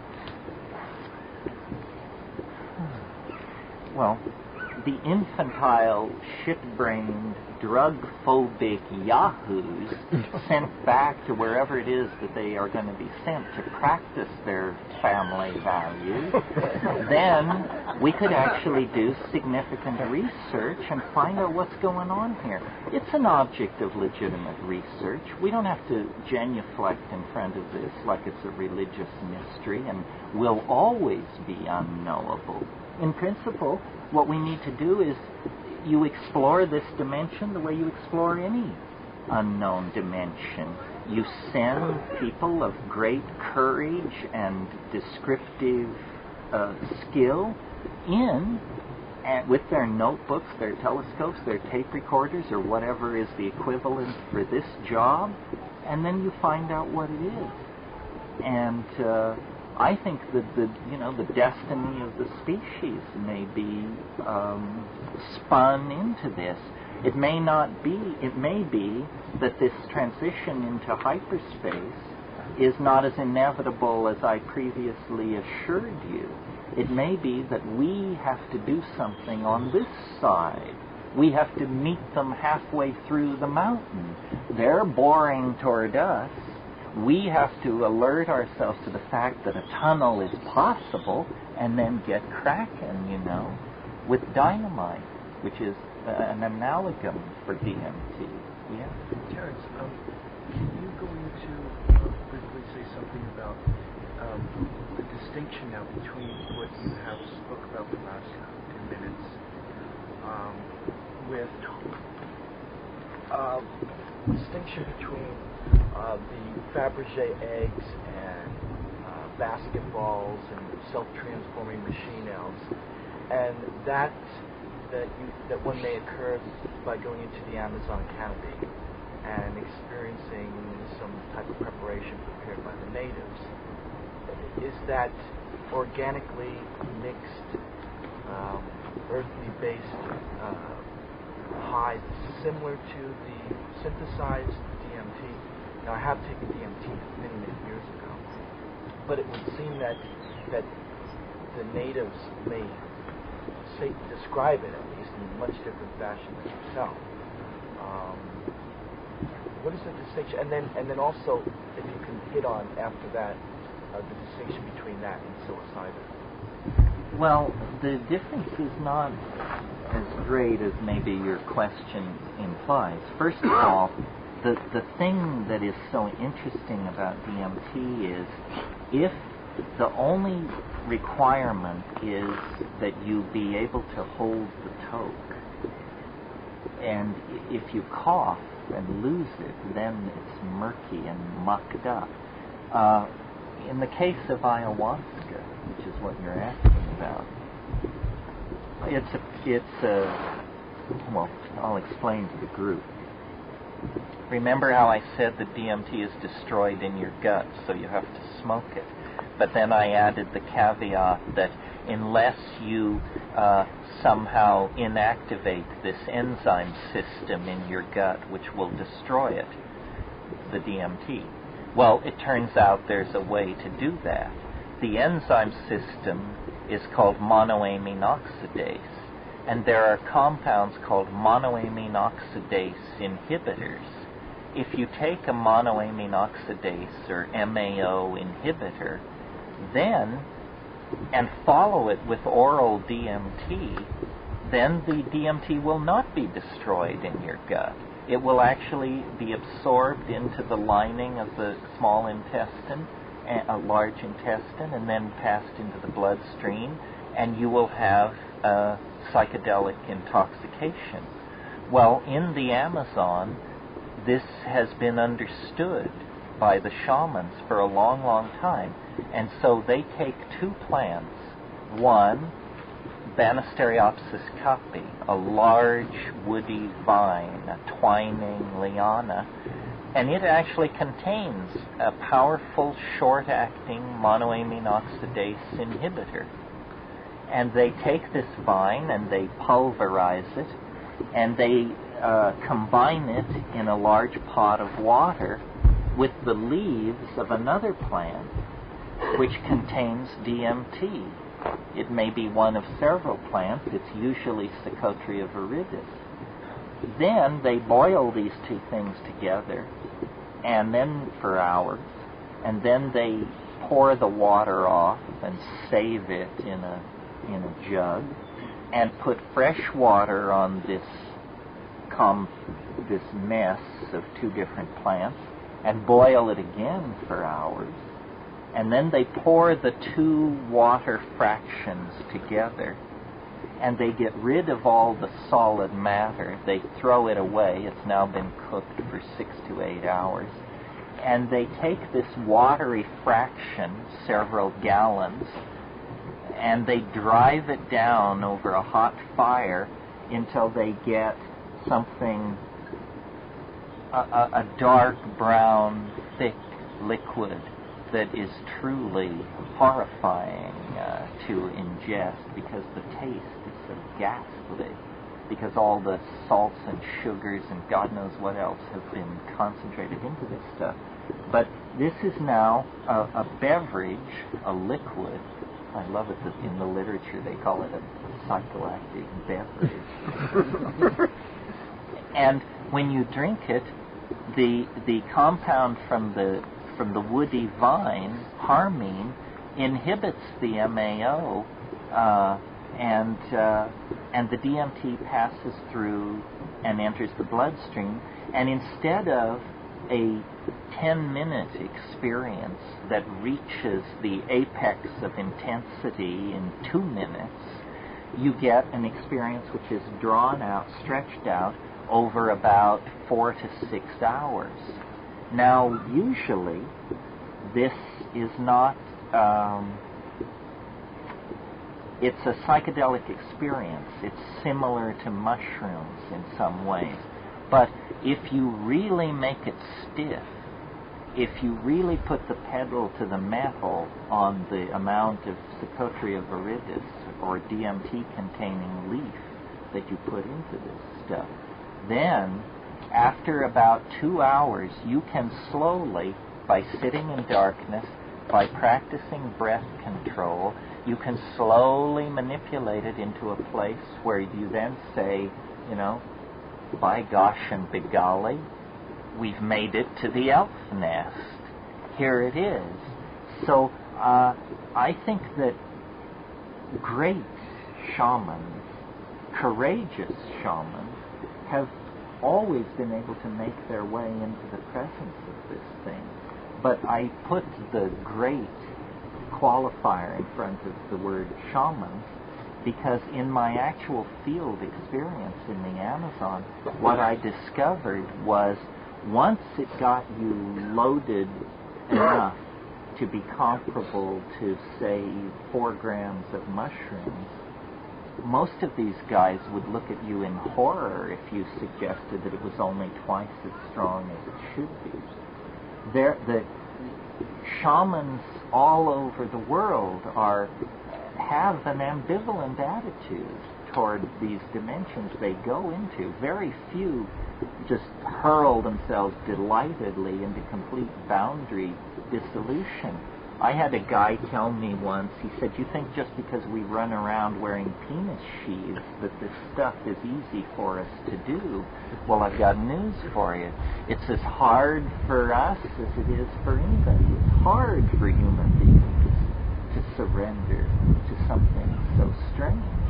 I could never get ayahuasca to carry me into the DMT nest until I made it myself.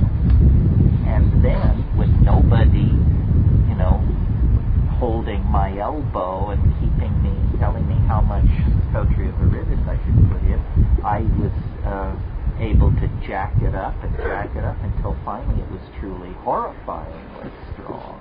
And that's what you want. I mean, we're not interested in colored lights and dancing mice here. So, now let me see. Did I cover the waterfront? No. Comparison to DMT, to psilocybin. Psilocybin, in that you explained one time in one of the past lectures that the earthy or UFO type images that appear from the psilocybin as opposed to the more earthly mother goddess connection of the ayahuasca. But I think if you push the ayahuasca hard, it all begins to migrate in this direction. Psilocybin, you know, I advocate 5 dried grams in silent darkness. 8 dried grams in silent darkness will give you the indistinguishable from a DMT flash. The problem is, you know, one thing about DMT that is both frustrating and liberating is that it's so brief. basically it's like a roller coaster.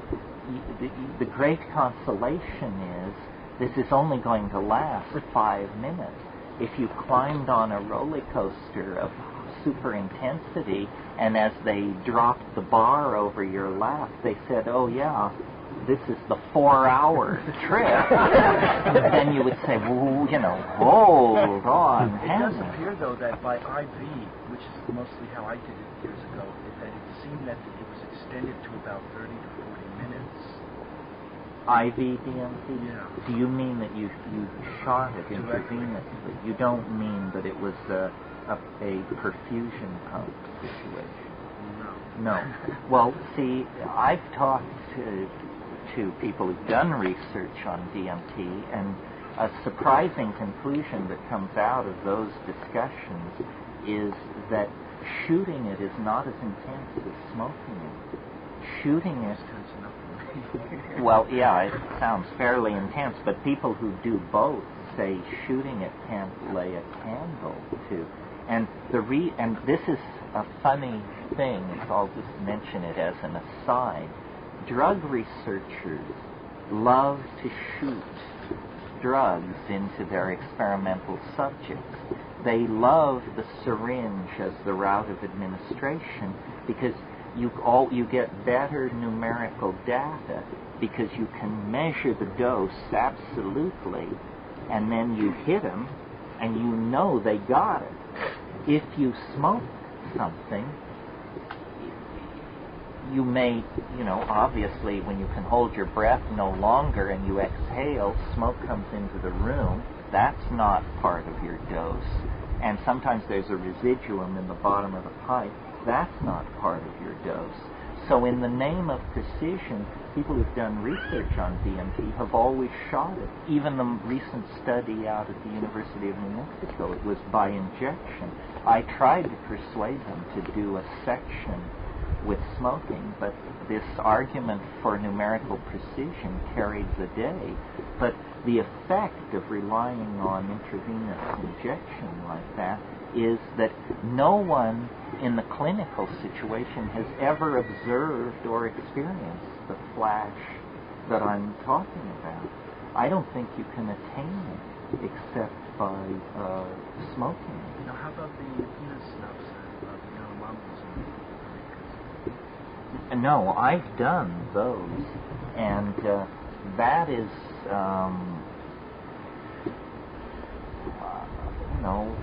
well, tell the truth, let the chips fall where they may. Highly overrated for several reasons. First of all,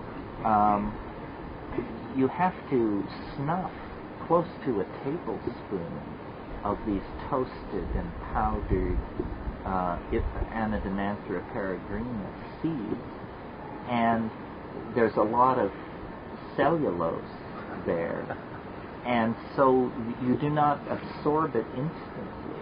The other thing is it's so physically unpleasant to do it that there's a tendency to cut low on the dose, because when the standard method of administering edema is you have a hollow reed, like a bamboo reed about this long.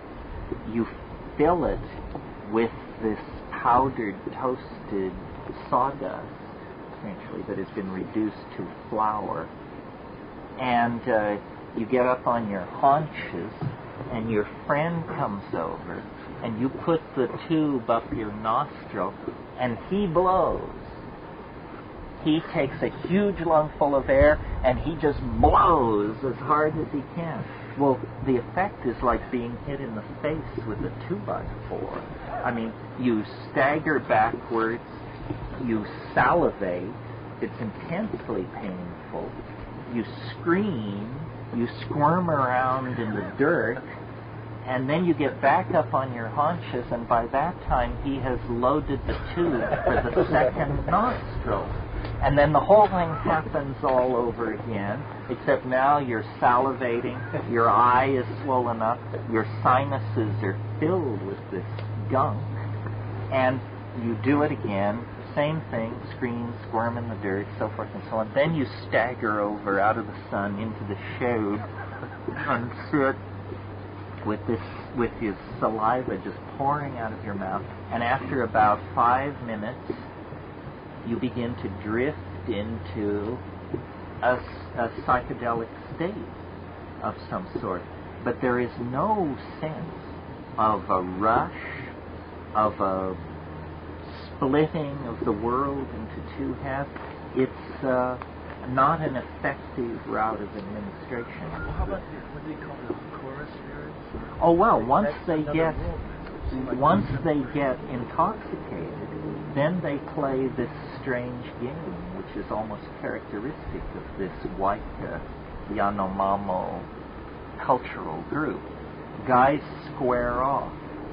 They stand about 3 feet apart from each other, and by some means, the equivalent of tossing a coin, it's been decided who will go first.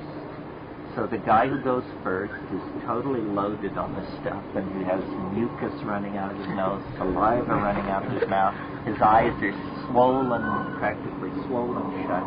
He pulls back his hand, and he hits the other guy right in the center of the chest as hard as he can.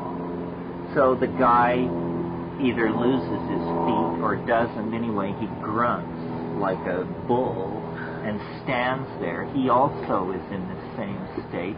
Then he pulls back, and then he does it. And they keep doing this until somebody is knocked off their spot.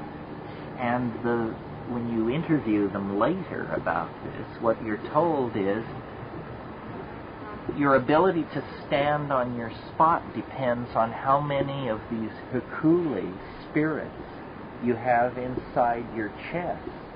And so this is some kind of Yanomamo psychology meeting the raw data of the DMT experience.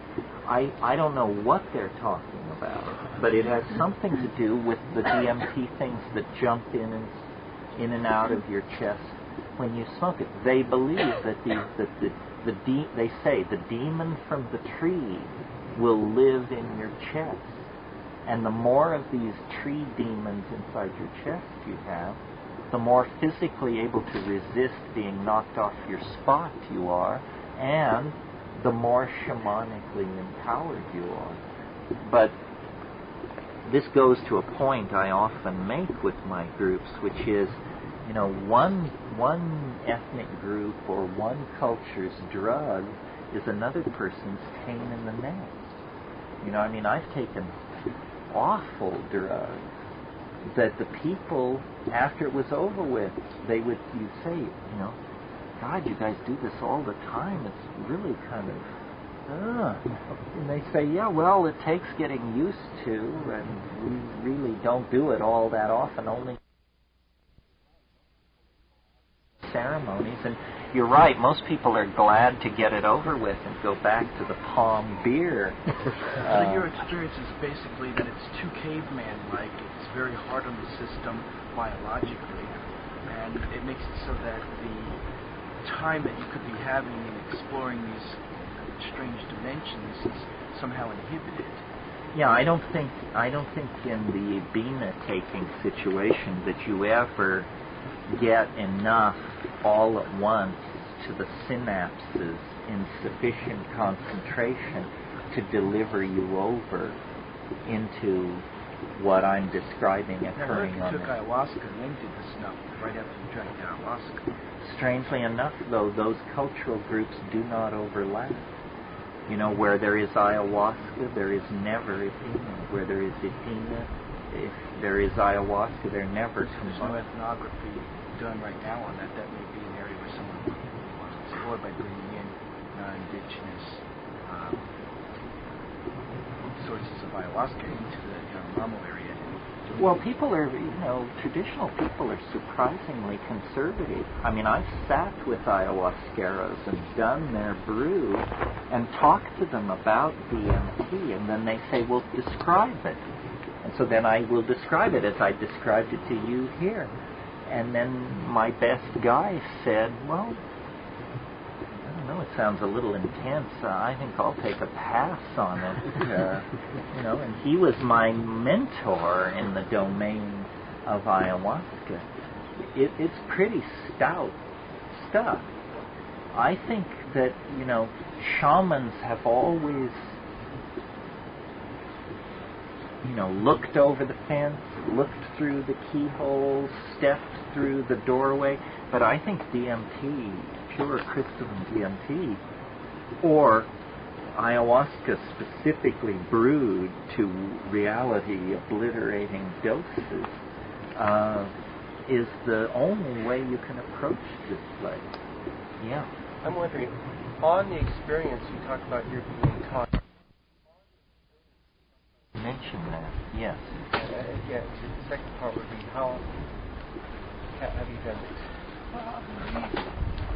I've done it maybe 30 times. I haven't done it for a couple of years. DMT or No, DMT. Sometimes I think it's a young man's game, or sometimes I'm just getting chicken shit, This is not a drug of abuse, let me tell you.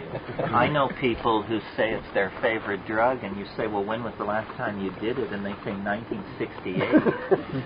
And they're still processing to feel no need to go back and have a second look. What was the first part of your question? What kind of knowledge? The knowledge. The knowledge is interesting.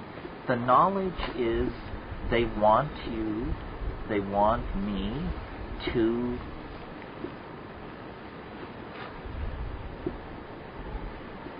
make language that you can see.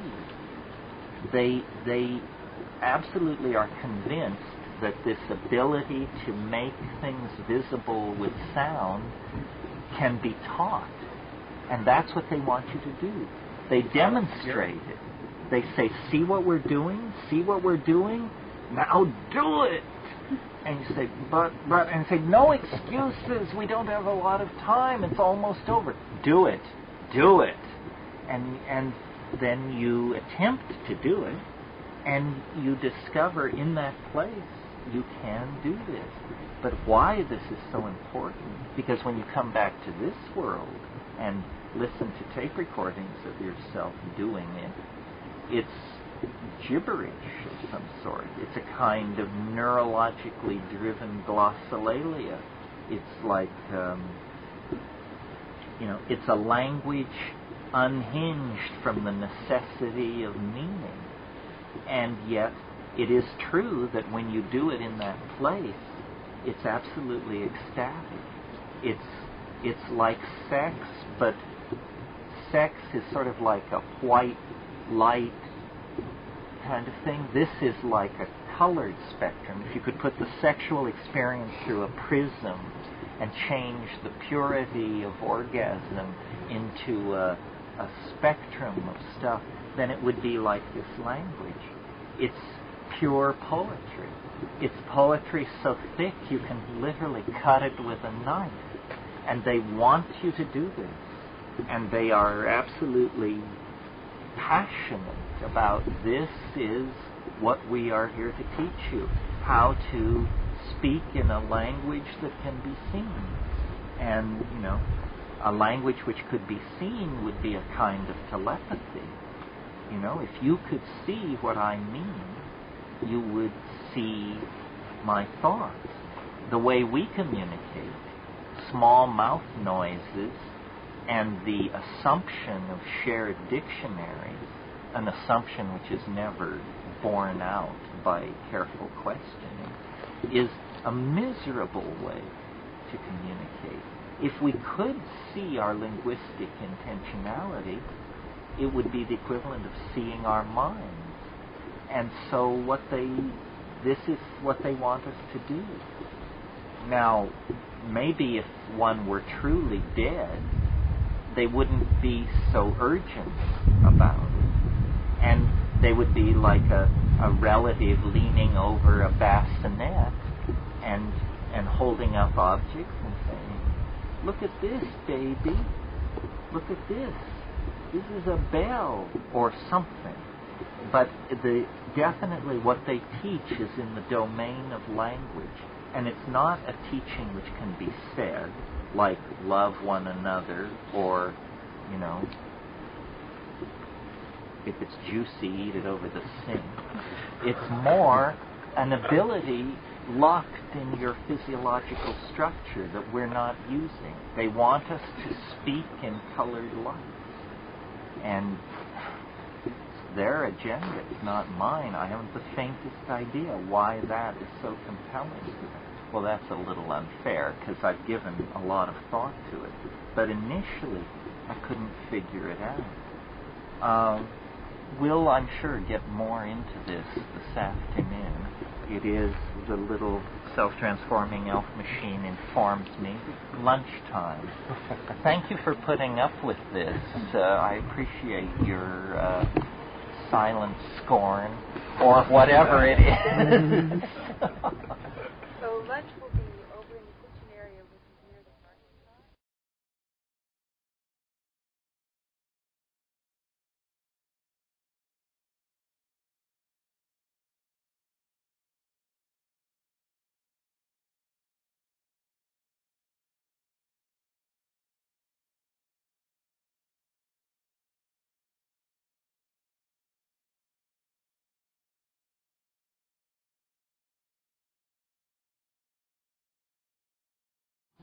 Adventure out beyond the furthest boundary.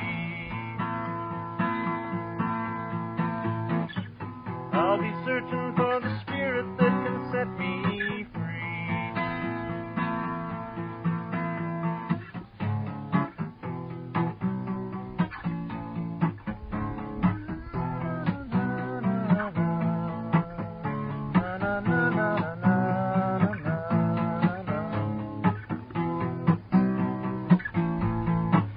Well, I've been caught in the clutter of the day today,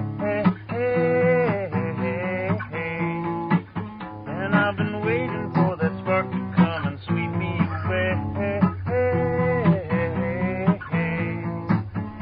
On the wave of an ecstasy to a brand new reality, where fantastic worlds open up in a dazzling display. Setting out on a journey of discovery, through the doorway that opens to the mystery. An adventure out beyond the furthest boundary. I'll be searching for the spirit that can set me free. People say the spirit doesn't exist, and if it comes to them they just resist. Then they come up with some theory to explain it away. But if they only had the eyes to see the depth and power of the mystery, then they would know that it goes far beyond the things they say. La la la la la la la la la la la la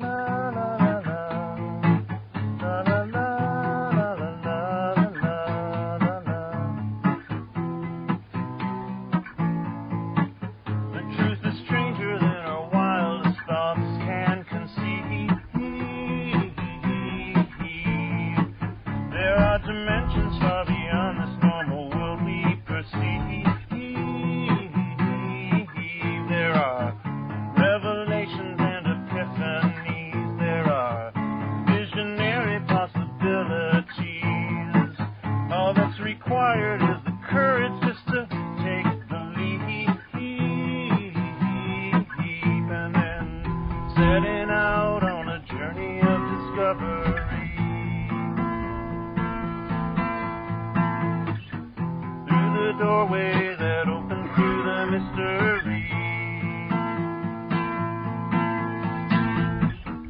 An adventure out beyond the furthest boundary. I'll be searching for the spirit that can set me free.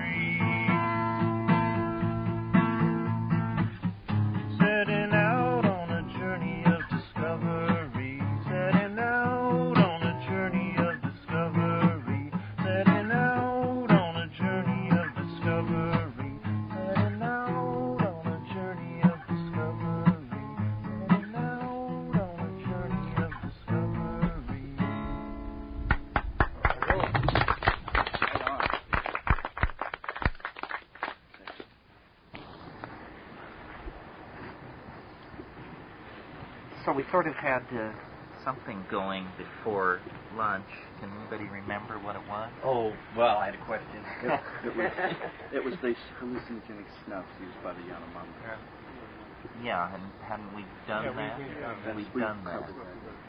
Let's not do that again. Are you still doing questions? Sure, yeah. I got one I'd like to toss around. The whole idea of the shaman as having this hyperdimensional overview, and as you say, some of them say, it scares me shitless, even the top dog. Okay? And other times what you said, you wonder why it isn't in headlines 11 inches tall.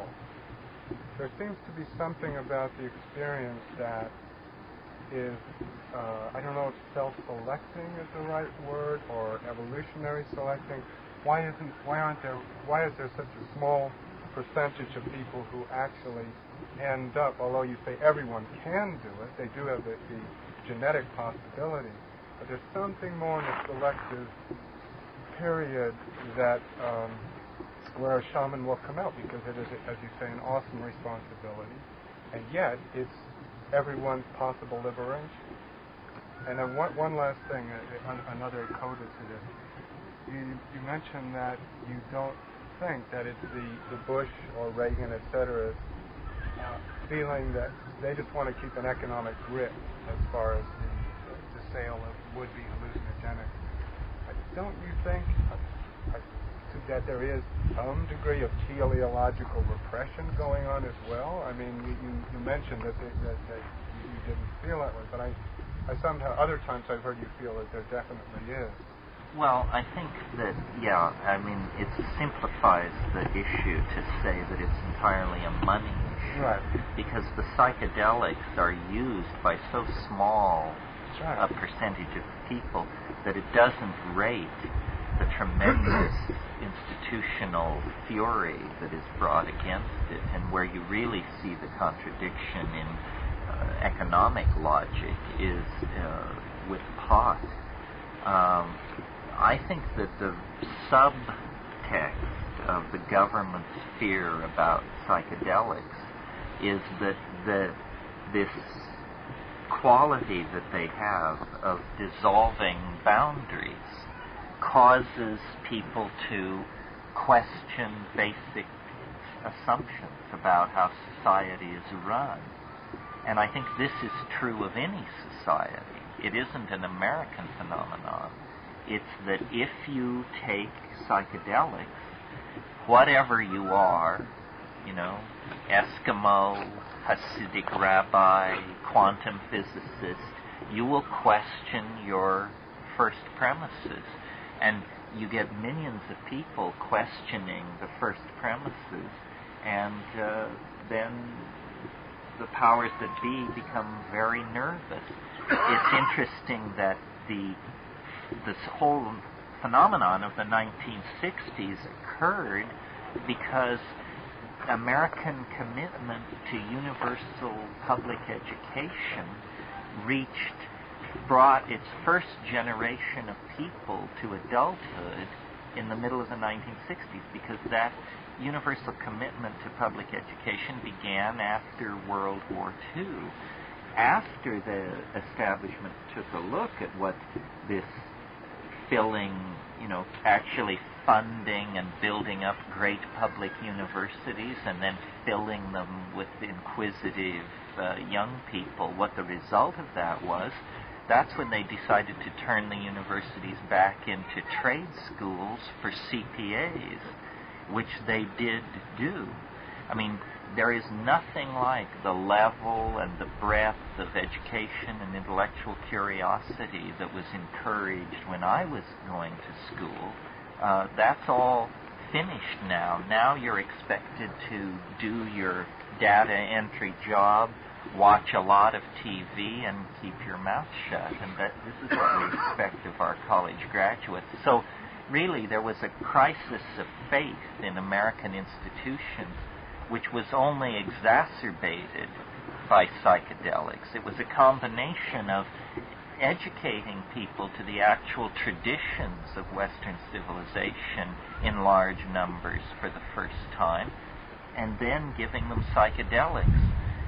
Or having them exposed to psychedelics, and people began to ask questions for which there were no answers. And the response of the establishment was to suppress this. I mentioned cannabis. You're all probably aware through the work of the hemp people that cannabis holds many benefits, not necessarily related to its properties as an intoxicant, but as a source of food, lubricant, plastics, fuels, etc. The reason the establishment is so hysterical on the subject of cannabis is because it erodes loyalty to the industrial state. That's why, if you look at the pharmacological profile, let's contrast two familiar drugs. One, caffeine. We have the medical data which shows that it can contribute to fetal malformation. We know that it damages the liver. We know that it, if abused, can cause severe stomach ulcers, so forth and so on. Cannabis, vast amounts of money have been spent trying to find something wrong with it, and they're still digging, folks. They've decided it doesn't cause tits on statues. It doesn't, all the screwy things they've come up with over the years have had to be abandoned. Why is caffeine enshrined in every labor contract negotiated in the Western world as a sacred right of all workers twice daily? And why is cannabis, you can lose your house, your automobile, your bank account, your art collection, simply because you had 6 plants in the back 40, and your children. Why this disparity? Well, what is the effect of caffeine? It makes it possible for you to perform your duties during the last 3 hours of the work cycle with efficiency equal to the first 3 hours of the work cycle. It allows people to tolerate spinning widgets onto gombers until hell freezes over without a thought ever rising in their mind that maybe this is a ridiculous way to spend your life. Cannabis, on the other hand, people aren't so interested in going to work. They'd rather lay around and make love. They don't want to watch TV. They'd rather smoke a doobie and have a conversation with a friend. In other words, these things promote activities which don't make anybody any money and cause people to question the institutions and the social philosophies that are being shoved down their throats. If the playing field were level, caffeine might well be a prescription drug, not that I think that's a good idea, and cannabis, I think, would probably be freely available. The most dangerous drugs in society in terms of detrimental social impact are alcohol and tobacco, the two most freely available. Every street corner of every city, they're peddled in vast amounts. We have a very crack-brained approach to the problem of drugs. We're not the only society. All societies seem to do this. Out of a possible spectrum of 20 or 30 depressants and intoxicants, most societies select 3 or 4 which they hail as harmless, and then the rest are, the seed of Satan. And this attitude is persevered in against all scientific data, against all medical research. This is just what people choose to think. The problem is we don't have the luxury of this kind of ignorance anymore. The amount of revenue that could be accrued from cannabis economy, the pressure that could be taken off petroleum extraction if cannabis were part of the picture, all of these things make it incumbent upon us, I think, to think more creatively and more honestly about which drugs really are posing problems for us. What was the first part? The other question really relates to this is, why are there, given the fact, why is the percentage of shamans so small relative to a population? Because of the fact that, as you say, there's fear in going into, there's attraction and fear in going into these other realms. And there's obviously maybe some self-limiting aspect of the hyper-dimensional view, which there's some dynamic going on, because everyone has an equal opportunity to go to this hyperdimensional, but very few of their own initiative really push to that point where you are definitely within the hyperdimensional realm. Well, there are different things to be said about this. I mean, first of all,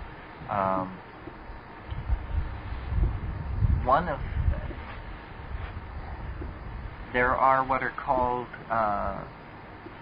biochemical differences in individuality, and never more so than in the matter of drugs. People are very different from each other. Years ago, I took a course from Sasha Shulgin at Cal, and at one point he brought in some substance, I don't know what it was, and this was a class of 600 people, and passed it around and asked everybody to take a sniff of this bottle. Well, 598 people pronounced this stuff completely odorless. 2 people were almost violently ill from the overpowering odor of this thing.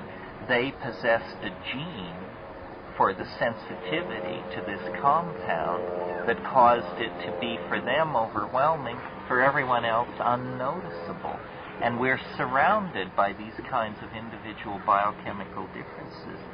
In traditional societies, shamanism is often a family business, and it may well be that this is because ability to handle these psychedelic substances and to really get mileage out of them is a genetic endowment of some sort.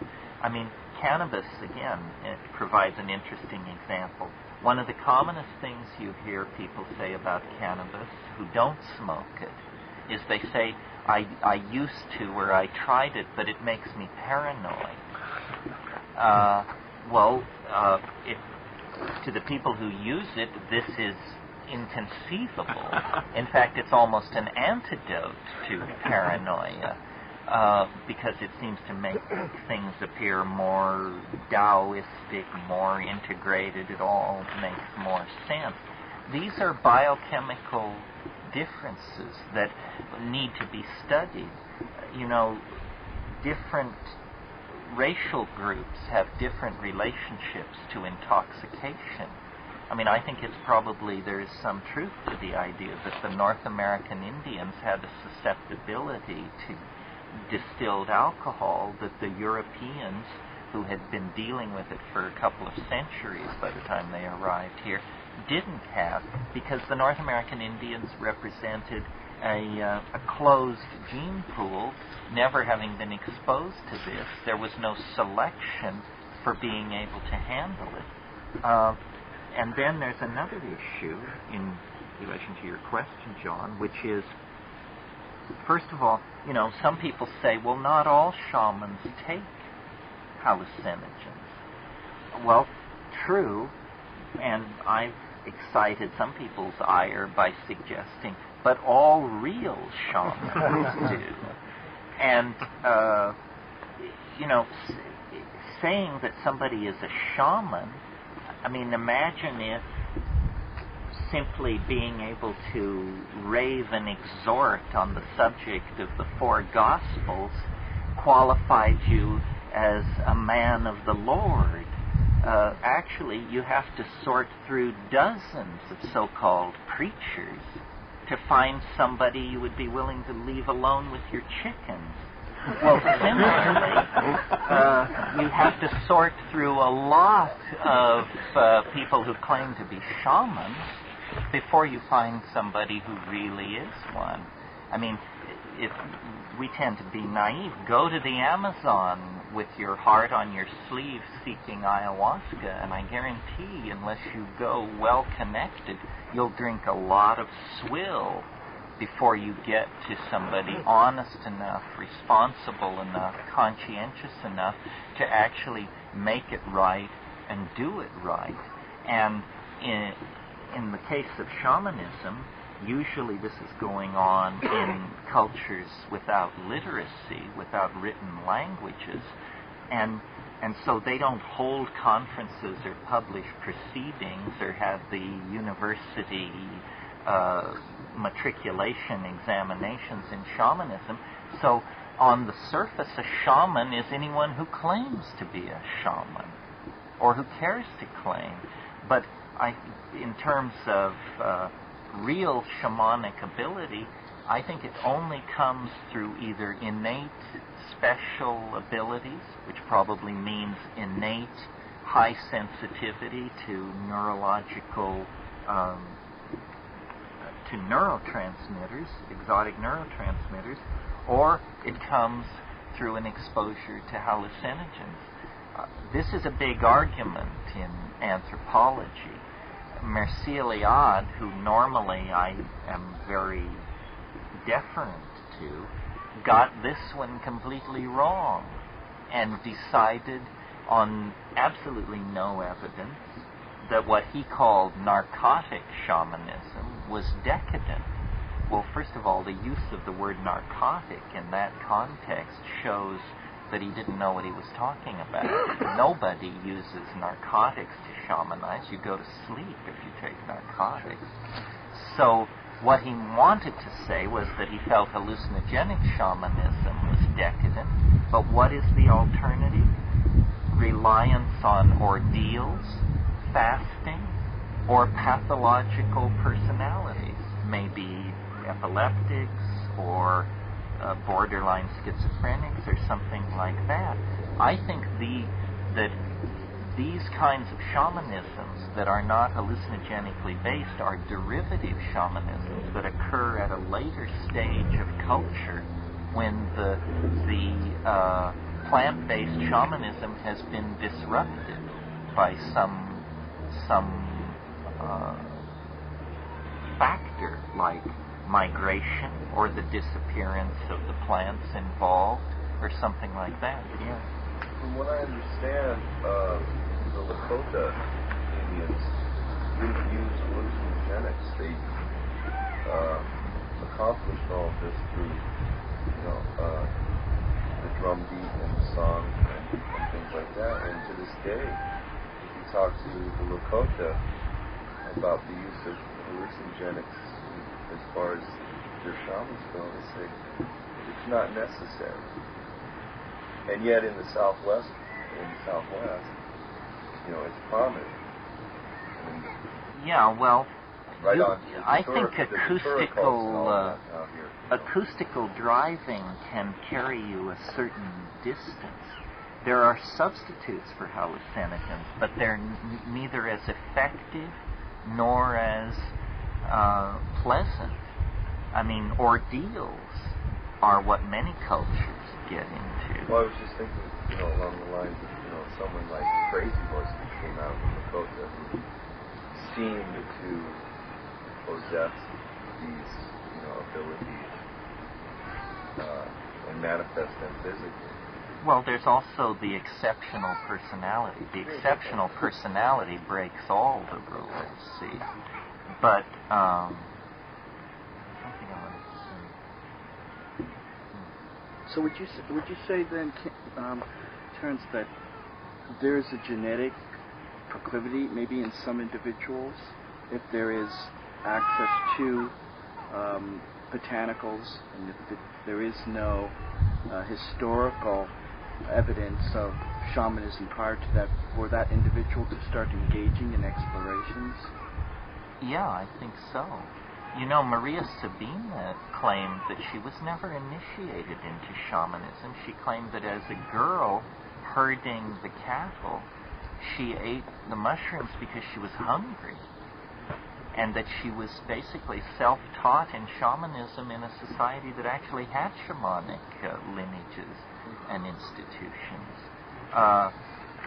In Madagascar, there are these highly evolved ordeal poisons, and this is where you take a plant, you feel like you're dying, you beg to die, you want to die, and you don't die. You come back from it a better person, but it is only because you were slammed up against death itself. Ordeals work, but they're not very pleasant, and the idea of putting yourself through an ideal like that once a week or twice a month as part of your professional practice is pretty outrageous. The other thing that has to be said, and this is really important, and I think anthropologists have sold this one short, experiences are what we are least able to communicate to each other. We can describe machine parts, agricultural procedures, but anything in the realm of feeling, our languages are woefully impoverished, and I don't think that's specific to English. I think it haunts all human experience, that it's hard to communicate how we feel.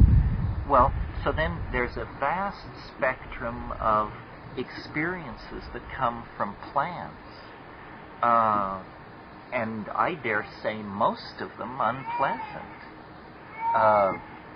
Let's start out with eating Dieffenbachia or something, which causes your throat tissues to swell up and you feel like you're strangling.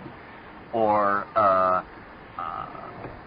Amanita muscaria is a very controversial shamanic plant because some people say it's garbage, and Gordon Wasson in his last book called it the supreme entheogen of all time.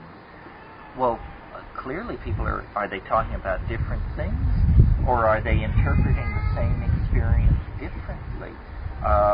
And so there are, for example, people who are fond of peyote, like, if they haven't done their homework, like to imagine that they are taking this ancient hallucinogen that has informed the lives of the Sonoran and the Indians of that area for thousands and thousands of years. Well, this is, as far as anybody can tell, complete bunk. There is no record of peyote use older than 400 or 500 years. Most of it is post-ghost dance. When you go into the old Sonoran graves, the old archaeology of the Sonoran, the Tarahumara Indians, you find Socorus secundifolia beans, the little black and red beans that you see in Mexico strung into jewelry sold along the side of the roads. That's what those Indians took for thousands and thousands of years. We have a continuous record over about 4,000 years of these seeds being buried in graves with ritual instruments indicating that they were buried with shamans.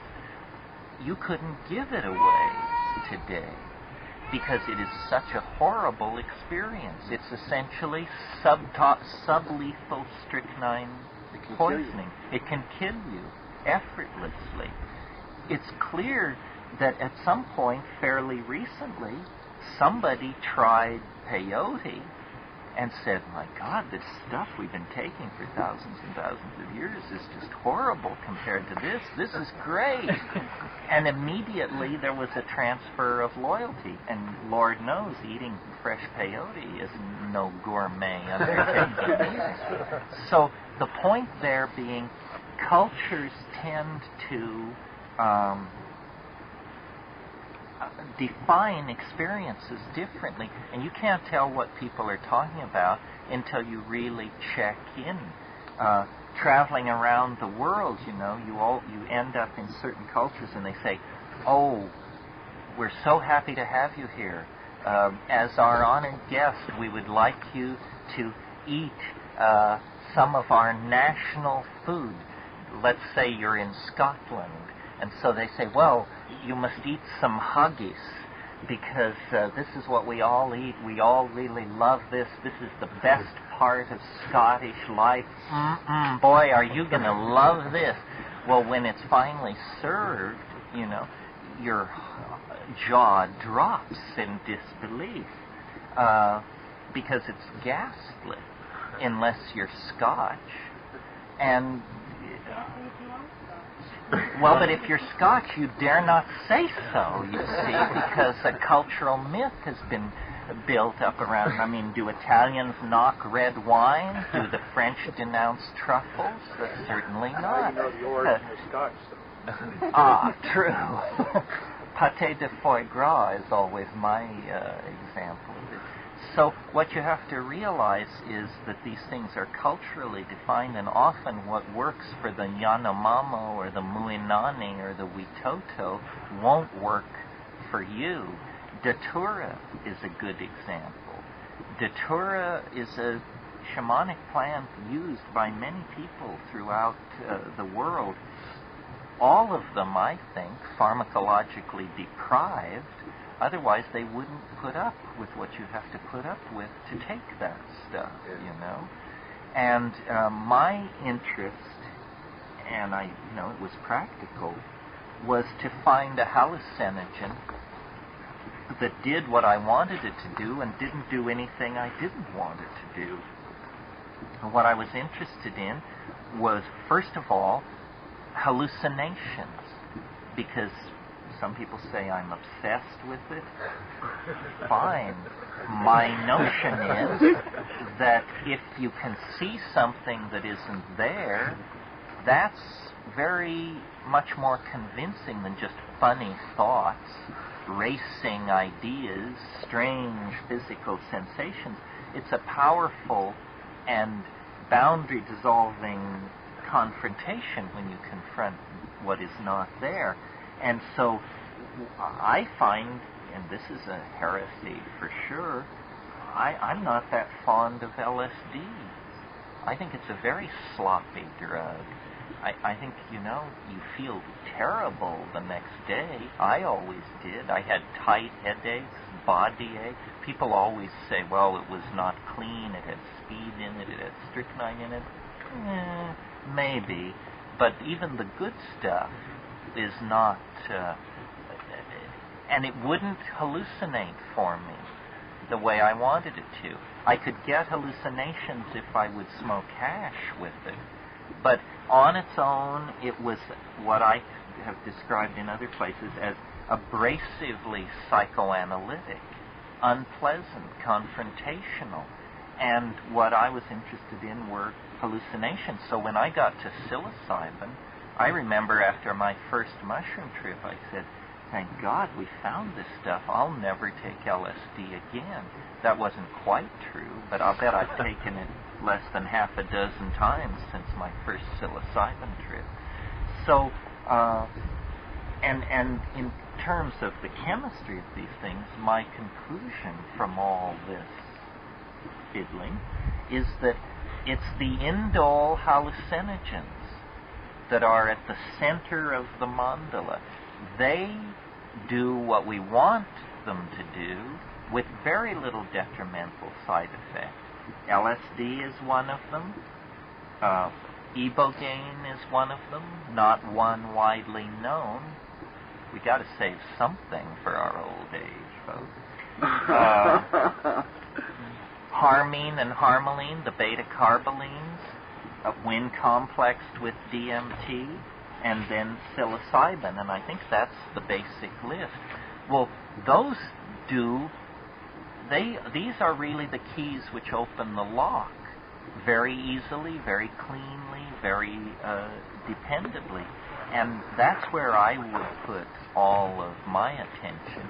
And, even in that domain, you have to be somewhat careful. My brother and I spent years tracking down a hallucinogen in the Amazon called Ojai that was an orally active form of DMT, which remember I said that DMT is destroyed in the gut.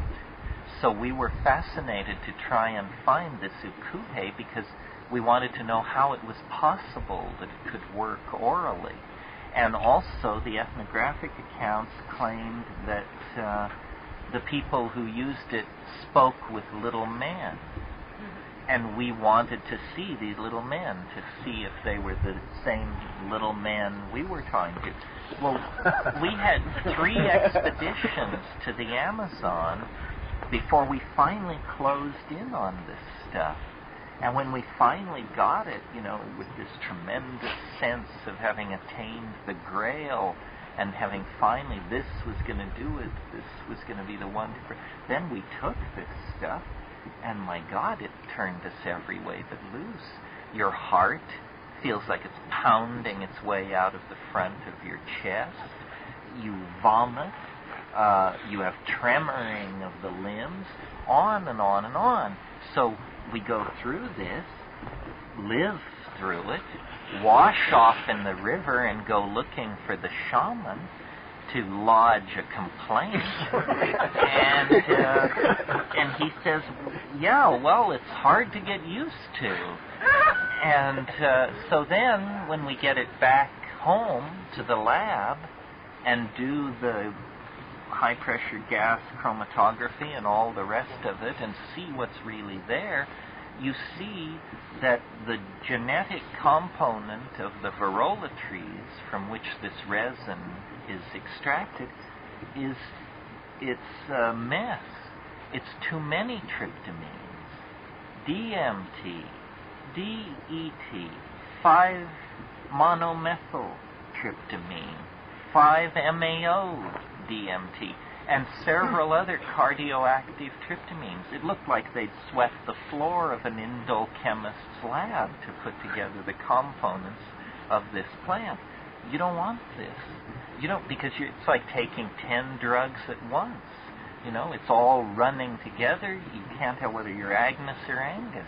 What you want is a DMT source where when you put it in the gas chromatograph, you get one spike, that's N,N-dimethyltryptamine, and all the rest is cellulose, a little DNA, and that's all, some minerals and salt. If you don't have a clean source, then, it's contaminated. So even that legendary shamanic hallucinogen, when actually put to the use test, wasn't able to pass it. Yeah. Yes, going back to the DMT and mushroom psilocybin, you were talking about taking psilocybin and then doing breath control is indistinguishable from a DMT trip. If you do it correctly, you can coax it. Since this is a learning tree and you're sort of in front there, maybe you could give us an idea of what it's like to coax 5 grams into an I'm sure you won't be able to give us all the information, but maybe you can sort of enlighten us a little bit and we can sort of work in that direction. At least I can work in that direction. Oh, you mean how do you get the peak of a psilocybin trip to deliver you into DMT land? Yes, because sometimes I get a little jealous hearing you talk about DMT trip, and I sit here and say, I want to find that stuff, and anyway, so. Well, the thing is, psilocybin will take you there if you have the courage and the stamina to tolerate the duration of the psilocybin revelation. Thank you. First of all, you take a heroic dose, 5, 6, 7 grams. Then, when you're peaking,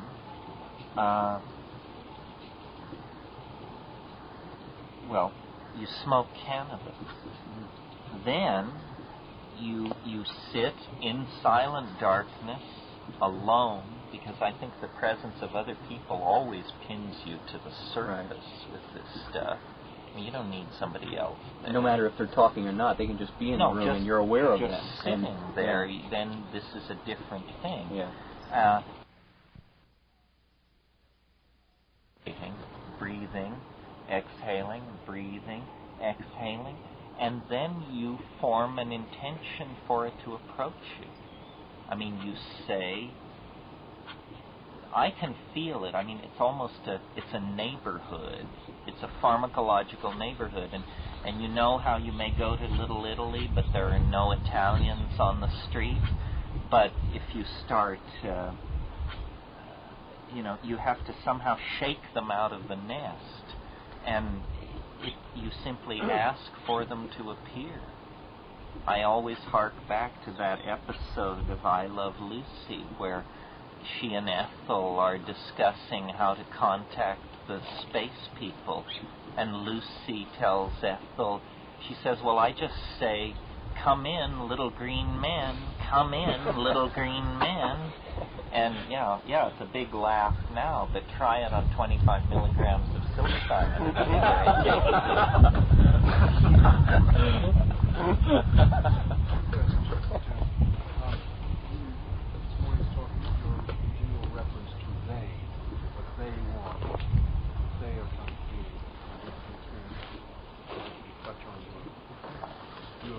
Plus, I'd be grateful to know what your view at this point is of the whole UFO and contact team. I'm not sure which of those questions comes first. Well, the they of the DMT thing is these entities which you contact, although they may turn out to be toys created by someone unseen who is in fact in charge of this hyperdimensional maternity ward. But these toys, if that's what they are essentially teaching machines of some sort. They're trying to get you to perform this linguistic activity. As far as the UFO thing is concerned, I think it's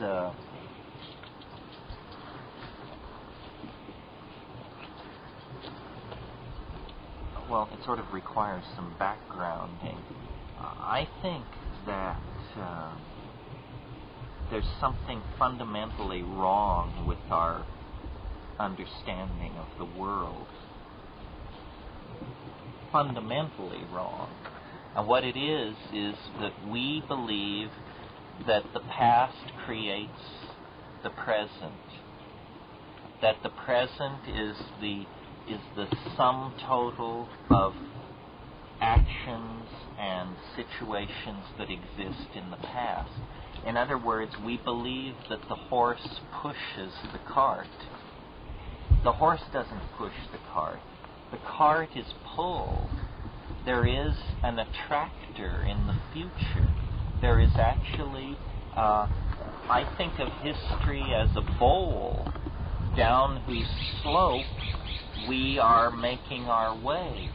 Well, since we are in a situation where conservation of energy is important, where are we all going to end up? The bottom of the bowl, obviously. That's, if you release a marble up on the rim, it's going to make its way down the bowl to what's called the dwell point, the place where the energy requirements are such that the forward momentum of the falling ball is satisfied by meeting the resistance of the bottom of the bowl. History is like this. We are being pulled forward by an attractor. It has somehow come into the human world and has pulled us out of animal organization. If this attractor were not present, we would still probably be cheerfully slinging excrement around in the canopy of some jungle tree. But because of the attractor, we have been pulled into social organization, technology, language, community, so forth and so on. And mystics and seers and visionaries are people who have a relationship to this attractor that is different from the rest of us. They can glimpse aspects of this thing. And when I think of it this way, I always think of those the mirrored ball that they hang over the bar in a disco, and then they spin it and it throws reflections of light all over the room from the ambient lighting. Well, history is like this. The attractor at the end of time, which is below the event horizon of the present and thus impossible to anticipate its true form, sends back through time distorted reflections of itself, which, if you are struck by one of these distorted reflections, well, then you begin to preach and cure, and local conditions may damp your activity, and then you're what's called a nut. But if, in fact, local conditions support your activity so that you become a meme spreader, then you're suddenly a Messiah, a teacher, a Buddha, a Christ, a Mohammed. That's what these people were. They were people who were, for reasons mysterious to themselves, I'm sure, in a relationship of resonance with the transcendental object, such that they, in a sense, embodied it. Well, in our own era, because of technology, and Jung was on to this when he wrote his book in 1948 called Flying Saucers, A Modern Myth of Things Seen in the Sky. He said, the flying saucer is an image of the self that haunts the skies of Earth as a compensatory effect to our alienation. Well, I think that that's exactly what's going on, except that he didn't realize how nuts and bolts that explanation was. The UFO is a mirage being cast backward into time by the transcendental object at the end of time. And that's why it has such a hair-raising aura of weirdness about it. It isn't a ship from another star system. I mean, how could anyone reasonably entertain that idea, given the distances in time and what you find when you get here? I mean, who would make that trip who had any reasonable way to spend their time? It's a compensatory image that haunts time, because time is a kind of hologram. Time is a fractal. And fractal means that the same pattern is embedded again and again in a relationship of self-similarity. So, because the transcendental object exists somewhere ahead of us in history, there must necessarily be a tiny part of it somewhere nearby. And this is what the UFO is, I think. And this is why nobody's ever going to show you a chunk of it, and they're never going to put an extraterrestrial on network television, because it isn't that kind of a creature. It's a compensatory image from the end of time. This leads me to an aspect of what I wanted to talk, or what I very briefly and obliquely indicated this morning, which was when I was talking about how we're halfway through history, but the rest of it has to happen in only 30 years. I think that we're moving towards something called concrescence. This isn't my word, it's Alfred North Whitehead's word. I think you can tell what it means. It means everything melts together into one thing. I think that from the very birth of the universe, this is bigger than the human species, bigger than the life of the earth. From the very first moments of the universe's existence, it has been itself under the domain, under the influence of an attractor. And this attractor is pulling everything into tighter and tighter states of self-reflective resonance. And that now we are very close to this concrescent event. And that in fact human history, I called it the shock wave of eschatology. But I didn't talk much about what eschatology is, because, well, first of all, it lies below the event horizon of the present historical epoch. But it won't always. It could rise above the horizon at any time. 2000, 1996, you name it. But we have been too long under the spell of the idea that only the past creates the present. The present is actually largely created by appetite for the future. And this would seem to me a highly improbable idea had I not taken psychedelics and gotten this hyperdimensional view of the system that we're living in. And then you can see that, yes, history is not a random walk. It's not a series of undirected random fluctuations.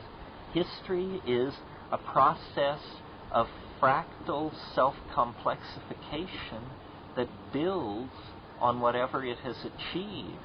And so upon the complexity of animal organization is laying the complexity of human language.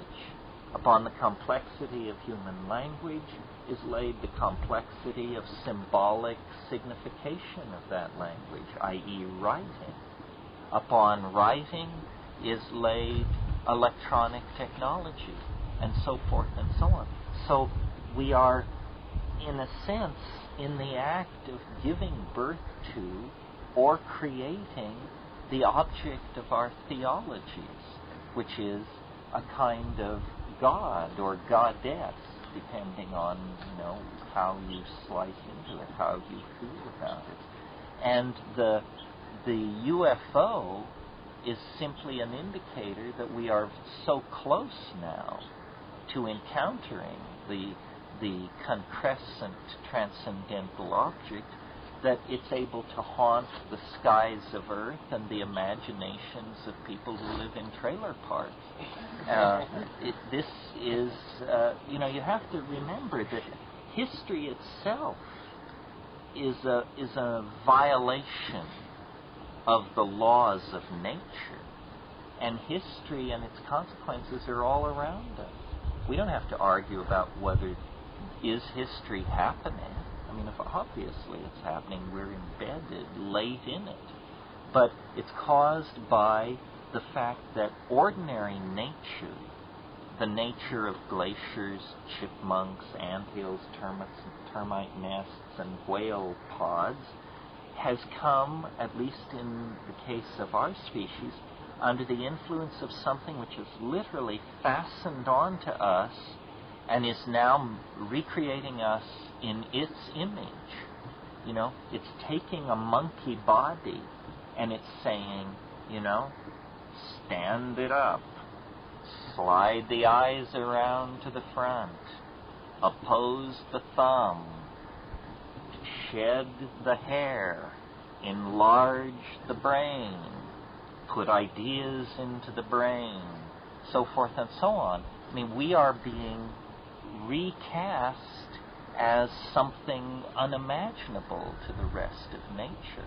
And we are now fairly close to figuring out what this is. This is why we are able to talk about human-machine symbiosis, virtual reality, downloading ourselves to the size of viruses in a nanotechnological domain, stuff like that.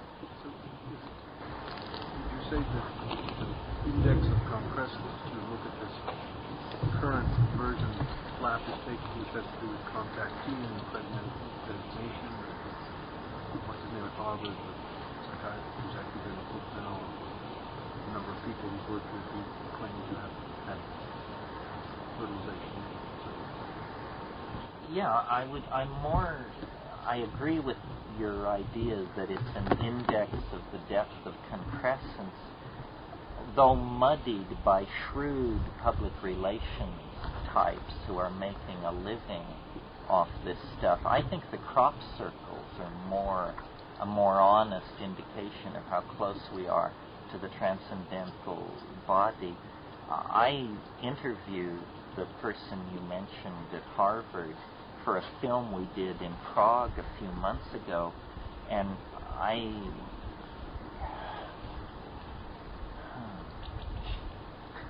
His name was? I'm avoiding. Oh. And I had to ask him halfway through the interview, I said, well, do you detect anything in your own psychological makeup which makes you unfit to be doing this work? That was after he told me that he'd interviewed 500 women who had had fetuses removed from their bodies by space people. And he said, you know, the amazing thing about this is there are no physical scars at all. And I said, well, what does this suggest to you? And he said, advanced surgical techniques of which we have no knowledge. And I'm just, my crap detector went AWOL on that answer. The rules of evidence are not in suspension for the new age.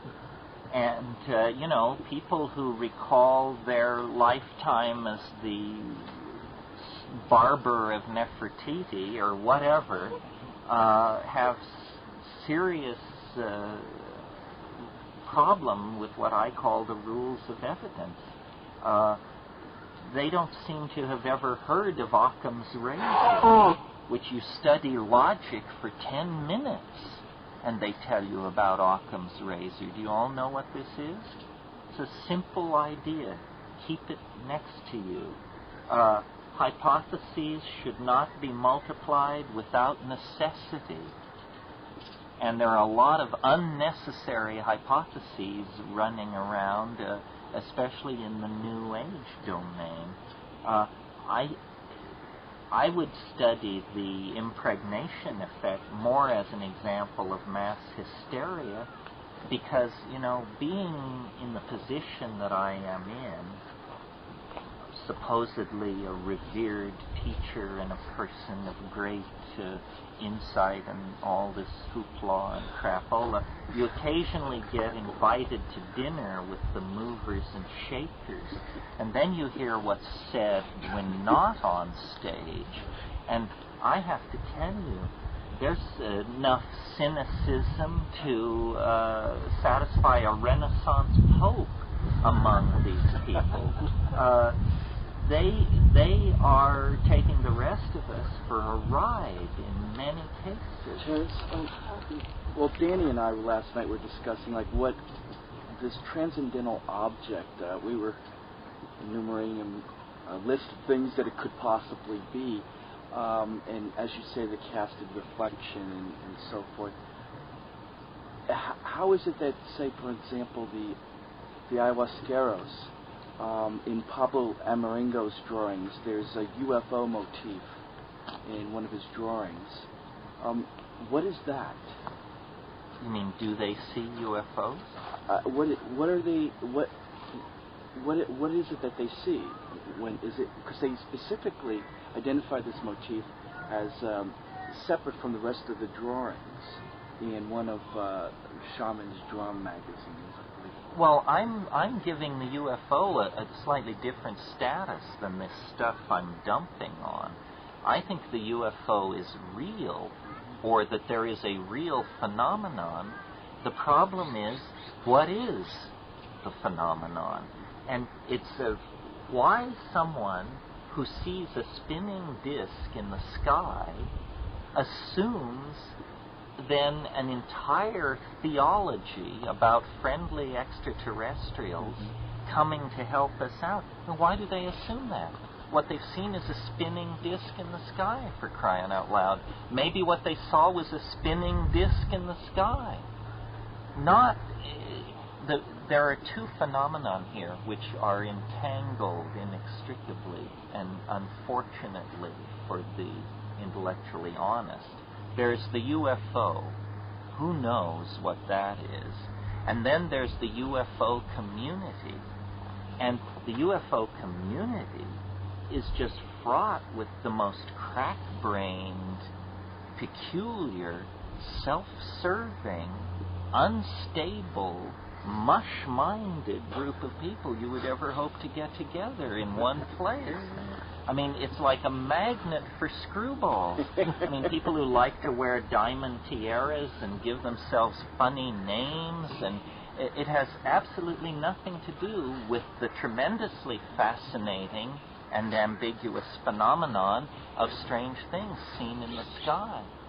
I mean, I went through this, I'm not talking as an outsider. I had a UFO encounter that was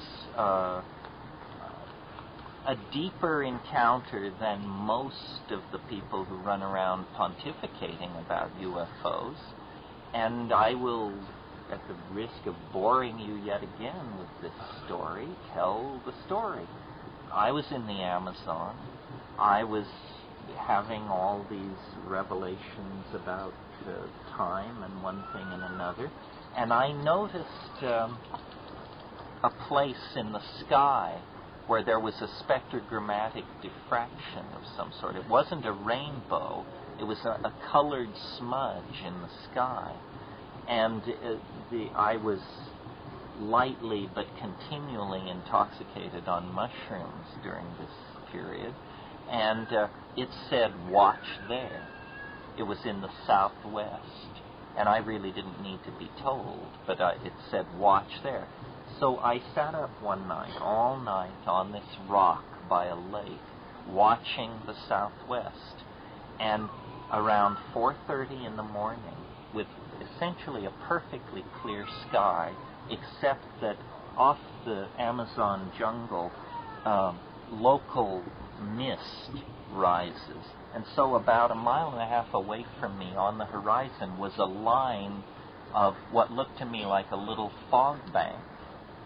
And as light broke over this situation, I noticed, I couldn't tell whether it had been doing this or it began doing it as things got lighter, but I noticed that this fog bank was rolling in place, like a pencil rolled between your fingers, which I had never seen a fog do that. I thought, what a strange thing. And as I watched it stretched out across the horizon, it gently broke into 4 equal-sized pieces. So now I'm looking at 4 gray lenticular clouds spaced out along the horizon about 1.5 miles away from me across this lake. So I'm watching, and I'm getting eager, and I'm getting excited. And as I watch these 4 lenticular clouds, 2 and 2 merge. Now I'm looking at 2 denser, grayer, dark gray, darker than storm clouds, these 2 things on the horizon. And as I watch, the 4 became 2, the 2 become 1. And at that point, faintly, I could hear the whee, whee, whee sound of 1950s science fiction UFOs, a la The Day the Earth Stood Still, They Came from Outer Space, so forth and so on. And I see, my God, this thing is starting toward me, and the sound is getting louder. And at that point, there was like a complete conversion in an instant. And my whole body went cold, and I realized they're coming for me. This is it, you know. Prepare to be beamed up, Scotty. And everybody was asleep in a hut about 70 feet up this mud embankment. I was down by the river and the lake, and I said, and it flashed in my mind, I have to get a witness. There must be a witness. And I looked over my shoulder at the mud bank. The thing was coming at me. I half stood up. My knees were so weak. I sat back down, and I just prepared to depart this planet, this dimension. And as it came, I could see it, and it was getting closer and closer. I could see rivets on the underside. I could see the running lights. And as it got closer and closer, I realized that what I was looking at was the end cap of a 1932 Hoover vacuum cleaner. The very end cap that George Adamski had suspended on a piece of nylon thread in his garage and photographed with his Brownie Instamatic to produce the famous UFO photograph of the UFO with the 3 balls on the underside and the ribbing going around, right? That photograph has been utterly debunked. Computer analysis of it by modern techniques, it's bullshit. And there it was, 40 feet in diameter, coming after me across the Amazon treetops. Well, then, and I just went bananas at that point. And then it passed over not more than 200 feet above my head. Turning slowly, I could see the 3 balls, I could see everything. I could see it.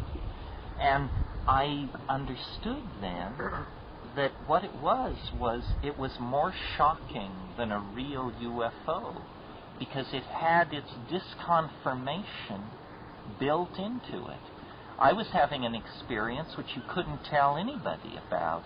What would the editor of We Love UFOs magazine say if you told him that story? He'd say, "Get out of here. You know, we don't print stories like that. We're interested in real UFOs." Did it impart information to you of some sort? Because apparently you've been knighted the person to speak about mushrooms in such a way that you're actually, and some people do say that Terence McKenna may be an alien being himself incarnate. Well, only people who are in litigation with me. I think what it was telling me, it was a perfect Zen lesson. It was saying, don't believe in UFOs. They're the end caps of 1932 Hoover vacuum cleaners, expand to 40 feet in diameter and flying through your mind. So you have to question everything. Yeah, it's saying, you know, you can't replace one stupid hypothesis, there aren't UFOs, with another stupid hypothesis, we're being visited by benevolent creatures from another world. You have to get a little more depth here if you want to be the alien ambassador. Yeah.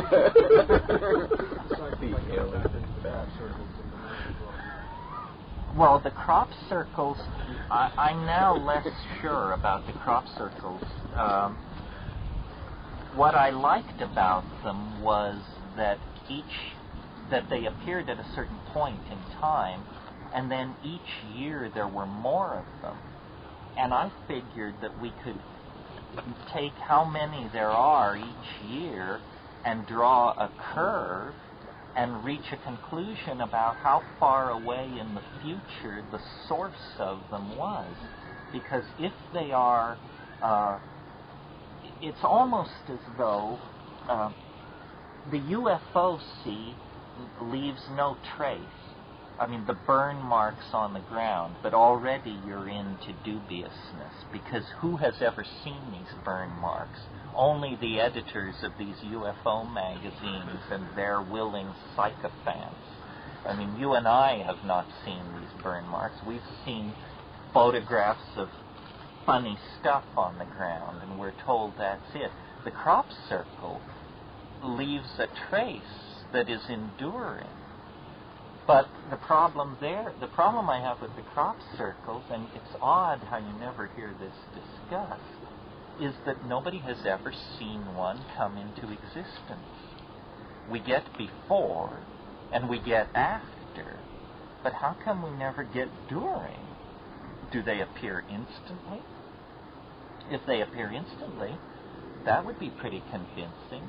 Just glance, it's not there. Glance, it's there. You would figure, yeah. There's the guy who's doing a lot of the research is Collins Andrews. He's doing a lot of research on this, and I've got a recording. And this is basically how he described it. They were waiting and setting up in this area to, try and record some of this going on, and it's just opening up, and all of a sudden, the recorders are running, and all of a sudden they all stand up because there's this incredibly strange, powerful sounding buzz of some kind that comes from far away. It just comes zooming up and comes past them over this little rise that's next to them. Okay, and it takes them all of maybe 45 seconds or a minute to get to the top of the rise, and there on the other side of the rise is a crop circle that wasn't there when they started setting up. So apparently, and Richard Hoagland talks about this too. Don't get me started. Okay. Don't get me started. Bad works of art on a scale of miles are not what we should expect from intelligent visitors from the stars. Here's what isn't it a little weird? First of all, let me say I'm open-minded about the crop circles, but let's also not be silly. Isn't it a little peculiar that this phenomenon appears within driving distance of the apartments of the people most likely to chronicle and proclaim it as a manifestation of telluric energy from another dimension? In other words, what if it had been happening in Turkmenistan? Then you would have something, but then how would John Michel and Colin Andrews and all these people have been able to make a living off of it? There are a number of things that are really weird about the crop circles. First of all, we're talking southern England here. The place is littered with RAF bases, nuclear weapons depots, intercontinental missile delivery systems, so forth and so on, and we're asked to believe that the Ministry of Defense is utterly unconcerned about the fact that the airspace of Great Britain is being violated night after night after night by a mysterious agency that, if it can snap the stem of a wheat stalk, could throw the switch on an electrical device of some sort. The British establishment is utterly unconcerned by the crop circles. They're not necessarily sure it comes from above. It's coming from under. Well, but wherever it's coming from, if you had a nuclear weapons depot, I think you would be Johnny at the raffle to find out what's going on. Didn't you read, like last year, the year before, like these two guys came forward and said that they perpetrated a hoax and so forth? Right, and all that did was muddy the waters. Well, it did one good thing. It finished the "it can't be done by human beings" position. We now know, Rupert and all these people, Rupert, believe it or not, is the plant pathologist who serves on the board of the Cereologist, which is the main publication that is booming this. They held a contest in July where you paid £50, you were assigned a 5-acre plot. You had from 10 at night until 4 in the morning. There were, I think, 16 entries. Everybody was given the same design. And at dawn, judges helicoptered over the sites and then made a ground inspection. And 3 of the contestants produced crop circles that were indistinguishable from the real thing. Beautiful crop circles. And I'm getting this from believers. You know, this is what Rupert reluctantly informed me of. I think that, and you know, one theory is that it's a particle beam weapon being tested from space. But tested 750 times in the last 18 months in the same small part of England? Never cover their track. I don't know. I came up with 2 theories that do not require telluric intervention or friendly extraterrestrials. First theory. A whole lot of people. First of all, it's killed the UFO industry in England. You can't give away UFO sightings at this point. So all of these people, you know, it all is happening near Glastonbury and down where the old earthworks are. It's occurring in an area where there is the largest concentration of people likely to hail it as a paranormal phenomenon on the surface of the earth, and they have done so. They have made outrageous statements. Statements like, no human being could do this, it's impossible to explain this, so forth and so on. Well, now imagine that something like MI5, you know what that is, it's the English CIA, looks at the rise of paganism in Britain, you know, earthworks, channeling, all of this stuff, and says, this threatens church and state. We need to create a disinformation situation. Let's lure these people out onto a limb, way out onto a limb, and then let's cut the limb off. So what you do is you create this pseudo-paranormal phenomenon. You get John Mitchell, Colin Andrews, all these people to proclaim its weirdness, and then you reveal that it's easily duplicated. That's one theory. In other words, the British establishment is undercutting paganism by luring these people into saying too much. But that's not my favorite theory. That's highly probable. What's your favorite? Oh, my favorite theory is much better. Because the question is, how do you make these things? When you actually go to the crop circles, what do you see? This is a Sherlock Holmes type deal. You know, Sherlock Holmes could handle the crop circles with his arm tied behind his back, I think. When you go to the crop circles, here it is, the crop circle. Mysterious, unearthly, portending, who knows what. And what else is there? Well, the press and the sightseers and yourself and an extraordinary number of Japanese tourists. Now, economics. You're getting close. The Japanese press has followed the crop circle phenomenon more avidly than any other press in the world outside of England. Every new crop circle, it appears, photographs and discussion. It is huge in Japan. Japan, they're obsessed with this stuff. I think that what might be going on, this is certainly a lot more likely than extraterrestrials or telluric forces. Do you all know what MITI is? It's the Ministry of Trade and Industry. It's this enormous organization in Japan which coordinates technological development and marketing. It's what we're talking about when we say Japan Incorporated. I think that this is a MIDI research project, and that these Japanese tourists, which are ever present at these sites, some of them are drawn from a centuries-old tradition of ninja stem snappers who, at a given signal, are able to hurl away their Nikons, rush into the corn, and in the matter of a few minutes create these things, then put their cameras back on and their sunglasses back on and take up their deep cover as Japanese tourists. Now, why would MITI do such a thing? What's in it for them?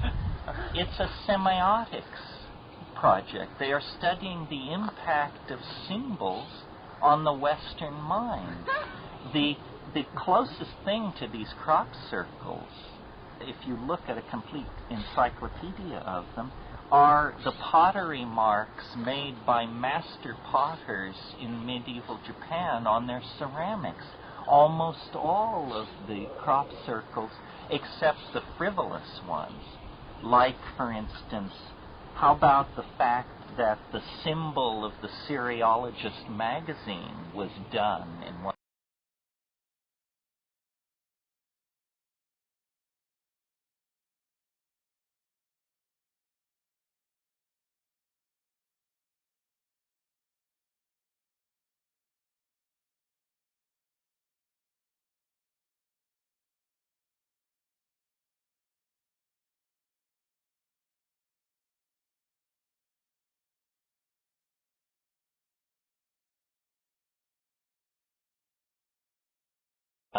one of these things. I was at that one with group.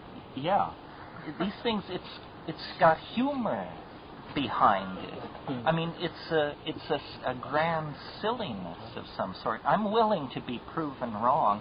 I grappled with it like everybody else for 6 months, but the density of flakiness around it is incredible. And the number of people whose private agendas are being served by this. I mean, if it were happening north of Hudson Bay, there'd be no money in it. You have to be able to drive there from central London in order for it to work. Well, then people always say, well, but it's happening all over the world, my good man. Haven't you heard? Show me. Show me. It's not happening all over the world. Some clumsy attempts appeared in Kentucky. And, there was something in Germany, and so forth and so on. But it's really hair-raising to be among these people and to see how uncommitted to finding out what it is they are, and how totally committed they are to preserving it from rational inspection. They don't want to talk about any alternative other than whatever the pet theory of the week is about how it's happening. Now, I see it as part of the ingression into novelty. Things are going to get weirder and weirder. There's no doubt about that. But it doesn't mean that there is a conscious extraterrestrial agency. I mean, I find it pretty weird that there are 500 women who think they have fetuses removed from their bodies by extraterrestrials. That's so weird that suggesting that it's true seems a little like overkill to me. I mean, what is going on that would make a woman do that sort of thing? There's always, if you're a careful observer of one of these things, there's always, Jacques Vallée wrote about this, a residuum of absurdity that is suppressed by the witness, because the witness knows that if they told the whole story, their story is not credible. This is called, the built-in absurdity of these paranormal things. And when somebody tells you a story about a UFO encounter that does not have this element of self-contradicting absurdity in it, they're manipulating the evidence to make it seem more woo-woo-woo, I think. And I'm not a rationalist, except, I've seen things that violated the laws of physics. I believe the laws of physics can be violated. I believe there may well be extraterrestrials somewhere in the universe. Do you believe the Voynich manuscripts may have something to do with some type of alien intelligence? No, I think the Voynich manuscript is a solved problem, and that this guy Leo Levertoff's translation is correct.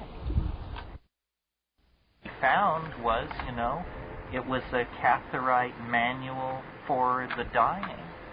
That's much more exciting than trying to claim it as a book from another dimension, because now we gain an insight into what Catharism was really about. I think there is a residuum of the irrational and the paranormal, but these things like flying saucers and Atlantis and the crop circles, they're like viruses upon the healthy body of language.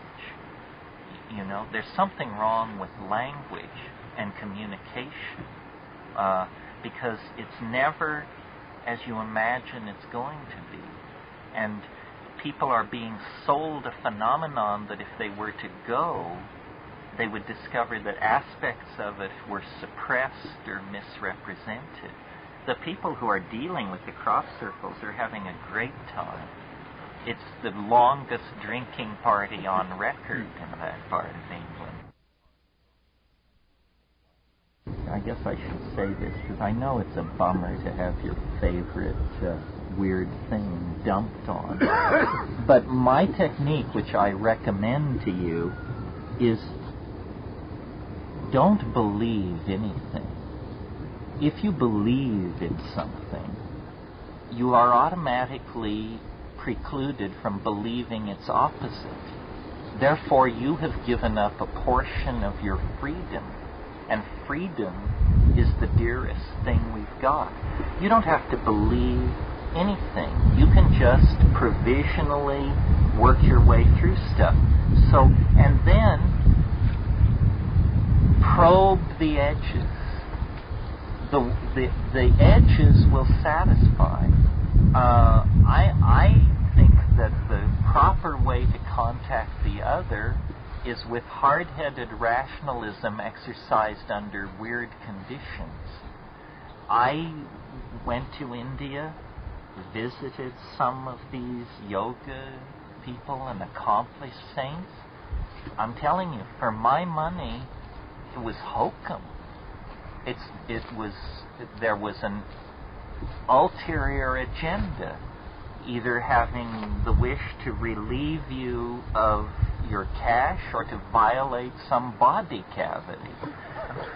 That was the ulterior agenda. When I went to the Amazon with the same attitude of skepticism and talked to the shamans there, they delivered the goods. If somebody, so you just investigate these things, and the key question is, what can you show me? If they've got it, they can show it. There's no mumbo-jumbo around the real thing. But if they say, oh, well, the tape recordings miraculously erased themselves last night, or we'll show you, but you have to sweep up around the ashram for a dozen years to prove you're worthy, or, you are not worthy. That's the one where you head for the door. You are not worthy. The real thing is the real thing, for crying out loud. It can be displayed. It doesn't require this weird, fuzzy relationship of worth and insight and so forth and so on. And that's how I got to psychedelics. Psychedelics work. If you think that I'm bullshitting you, go home and take 5 grams of mushrooms in silent darkness, and then we'll talk. That's the sine qua non. But it'll work on demand. I'm not saying and wait 40 years or purify yourself or get your aura stitched up or any of the rest of it. It'll work. It'll blow your mind to shreds. It's real. This other stuff is just, all these gurus, they need to find honest work. They need to join the rest of us in contemplating the mystery of reality. They don't know what they're talking about.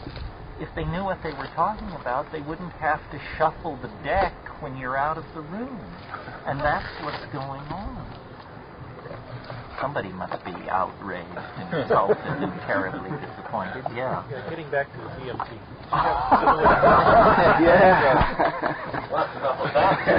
Enough of this. You have the same experience each time you take it under similar conditions. Do other people report the same things, the same teaching machines? And how does it relate to near-death experience? Okay. In order. Yes, I do have the same experience each time I take it. Did they say nice to see you again? They say you've sent so many, but you come so rarely. And then the more interesting question, do other people see it? Get a commission. Yeah, do I get a commission? Do other people see it? What I've thought about this question a lot, because it's a question of communication. If they saw it, could they tell me? If they told me in their language, would I understand what they were telling me? And what I've decided is that the experience is an archetype. It's the archetype of the circus. Why? Don't ask me why. I don't know why. But for instance, I've listened to many, many people talk about their DMT experiences, and inevitably, this is the box into which it will fit. I gave it to a woman once up in Washington, an anthropologist. It was a subthreshold dose because she coughed. I could tell she didn't get it. And when she came down, she said, it was the saddest carnival I've ever been to. She said the rides weren't open. The tents were shuttered and there were little gum papers blowing between the things, the stands.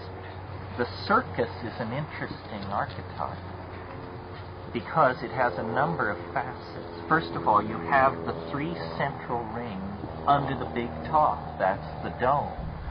And in the central ring, there's light and color and clowns. Remember that Maria Sabina called the mushrooms the little clowns. And these clowns, the circus is for children. And when you take DMT, one of the things I didn't mention in my description of it is you have a peculiar impression of your own body geometry. Your head seems to be very large in relationship to your torso. You are, in fact, an infant in some sense. You become a child. This leads to thinking about the 52nd fragment of Heraclitus, which says, the aeon is a child that play with colored balls. Nobody knows what this saying means, but it's persisted for about 3,000 years, so it must mean something. But outside the three rings, there's another aspect to the circus. It is spun into eros, because above the center ring and up near the top of the dome is the beautiful woman with long blonde hair and the tiny, skimpy, spangled costume, and very complicated narrative-type dream, and the alarm rings, and by the time your feet hit the floor and you stagger into the shower, it's gone. It's not partially gone, it's all gone. And all you can say is, I was having this amazing dream. I have no idea what it was. The DMT thing can leave you just that quickly. And also, and I think this has a bearing on this, they have studied the production of DMT in normal metabolism, and it peaks in normal human beings between 3 and 4 a.m. This is when the deep dreaming is going on. This is when the intense REM states are being experienced. So I think that where the dead and the living get together is in the dream time. Australian Aborigines have been trying to tell us this for as long as we would listen. And also, a lot of people, it's possible to repress it very, very quickly. I think, for instance, I've seen people, one way you can tell if someone has really gotten a good DMT trip is they lay down, they become very still, but if you look closely at their face with their eyes closed, you can see that their eyes are moving wildly underneath their closed eyelids. This is because they're in REM state, and they are watching the whatever it is they're seeing. They are looking at it. I remember giving DMT to a person years and years ago, a person who might have been a candidate for the description psychologically fragile. And it was clear that she got it because she was a hash smoker, and she took 3 or 4 enormous hits, laid down, her eyes were wildly rotating around in her head. When she came out of it, said, "What was it?" Said, "It was nothing. I don't remember anything. I don't remember anything at all. And furthermore, I don't think I want to have anything more to do with you." And didn't. Well, I think that this is something that it only shows as much of it as you can stand. And some of us cannot stand much at all. This occurs with psilocybin as well. I've had experiences with psilocybin where I've said to it, after hours of hallucinations of one sort and another, I finally say, you know, what I'm really interested in is your true essence. Can you show me what you are for yourself rather than for me? What are you for yourself?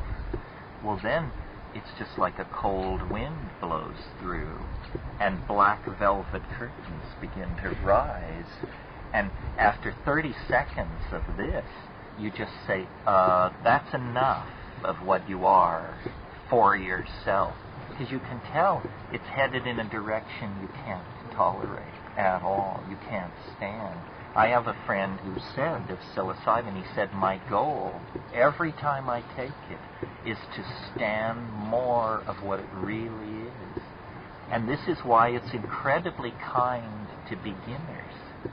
Beginners basically need have no fear if they will regulate the dose reasonably, because it wants to recruit you.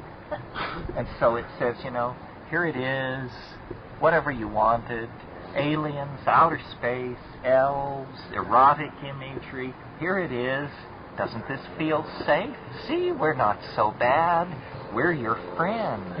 We're not like all the others. Come back soon. It's after you gain familiarity with it where it says, you know, there are aspects to me that we've never really talked about. Say, oh yeah? Like what? Well, like this. No. Let's go back to the Disney loop. How close is the DMT that you smoke compared to the brain DMT that we all have running through? Is there different, like NN dimethyltryptamine and what's in our brain? No, it's the same thing. Exactly the same. It's the same thing. DMT occurs in 2 forms, the salt and the hydrochloride, and both forms occur.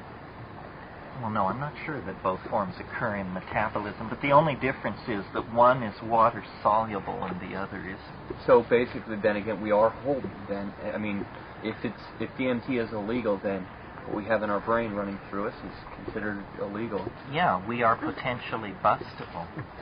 You know, in light of what I said, one of the most interesting frontiers that the New Age has brought forward that I think bears more serious study than the channelings of Amenhotep's barber and all that, is lucid dreaming. Yeah. Lucid dreaming, if it, I don't know whether those people, I don't know those people personally, I don't know what their motivation is, but if it's true that you can take control of the dream state, then this would be something worth spending even a lot of time on, because the dream state is more like the tryptamine geography than anything else. One of the most fascinating things about DMT that should certainly be mentioned, as long as we're exhausting ourselves on this subject, is once you've had DMT, once you've smoked it and this experience has occurred, you can have a dream years later in which you're with a bunch of people and something's going on and you enter the atrium of the Hotel California and you take a floor to the basement or something, and then you're in a room with people and someone whips out a little glass pipe and you smoke it and it happens. It doesn't sort of happen. It happens 100%. That means that's exciting data, because that means that we have the wherewithal to trigger this experience in ourselves on the natch, at least while we're asleep. And I presume that with sufficient patience and subtlety and biofeedback equipment, and I don't know what you would take, but if you spend $1 million, you could probably deliver it on time. We can trigger this most intense of all hallucinogenic ecstasies, most boundary dissolving of all possible human experiences on the natch. But we have to somehow find our way to the button. And apparently, in normal waking consciousness, it isn't there. I spend a lot of time, I didn't mean to be so flip about the UFOs. I've spent years trying to think about the UFOs and studied all the theories. One that I still may be part of the truth is maybe it is so that we generate and sequester DMT somewhere in our brain, and under unusual situations, this sequestered DMT can suddenly be dumped into the brain fluid or into the bloodstream, and then you have a DMT experience or some kind of quasi-DMT-like experience. Because I read an interesting paper a few years ago. I can't remember the name of the guy who wrote it. It was an anthropological paper. It was called The Felt Presence in Unusual Environments. And it talked about how it is apparently a basic trait of human beings to, when in the wilderness, especially unfamiliar wilderness, people sense something there. The felt presence in unusual environments. Well, it may be that, now, imagine if you're in the wilderness in a situation not entirely familiar to you, so that you're edging up toward this felt presence thing, and suddenly DMT stored in your brain is, for some reason, perhaps a pathological reason that it shouldn't happen, but it's shunted into your brain. Well, now, suddenly, you feel there's something here, there's someone here, there's someone with me. The hair on the back of your neck stands up. And then you see coming toward you a disturbance in your perceptual field. Now, you're supposed to be alone. There isn't supposed to be a disturbance in your perceptual input. But there is. You are alarmed. It may be dangerous. You must identify what this is. Well, every one of us carries around inside us a cultural inventory of what weird events might possibly be. If you're a medieval peasant farming the hills of Tuscany, and this happens, you immediately conclude that it's the Virgin or it's an angel. And lo and behold, as it comes closer, it clothes itself in heavenly raiment, and it is the Virgin. And so you are encountering the Virgin. Well, now, what if you're a Southern California steeped in the religious faiths of Malibu, and this happens to you? You will conclude, my God, it's a UFO. I mean, haven't you been with people who every airplane that flies over, they're willing to proclaim is an extraterrestrial intervention? It's because this explanation lies very close to the surface. When we don't know what something is, we want to know, we want to English it, we want to name it, and we grasp the nearest thing at hand. It's very important to avoid this reflex in order to see what is it really. What is it really? Let it be what it is. Yeah. 4 small points. On that one, I noticed I did a book in 73 on the flat that was going on then. And I interviewed perhaps 500 people. And in a large number, they start with it's a traditional poetic to it's called negative parallelism, where you identify, negate, identify, negate. So you start, it looked like a low-flying plane. No, it was too low. It looked like a semi with its out-of-order lights on.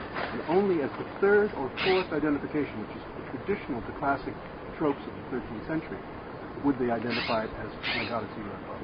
Point one. Another one, the strangest one, was an old lady in Texas, and I said, how did you know it was a UFO? And she said, because it had UFO printed on the undercarriage. I like that. The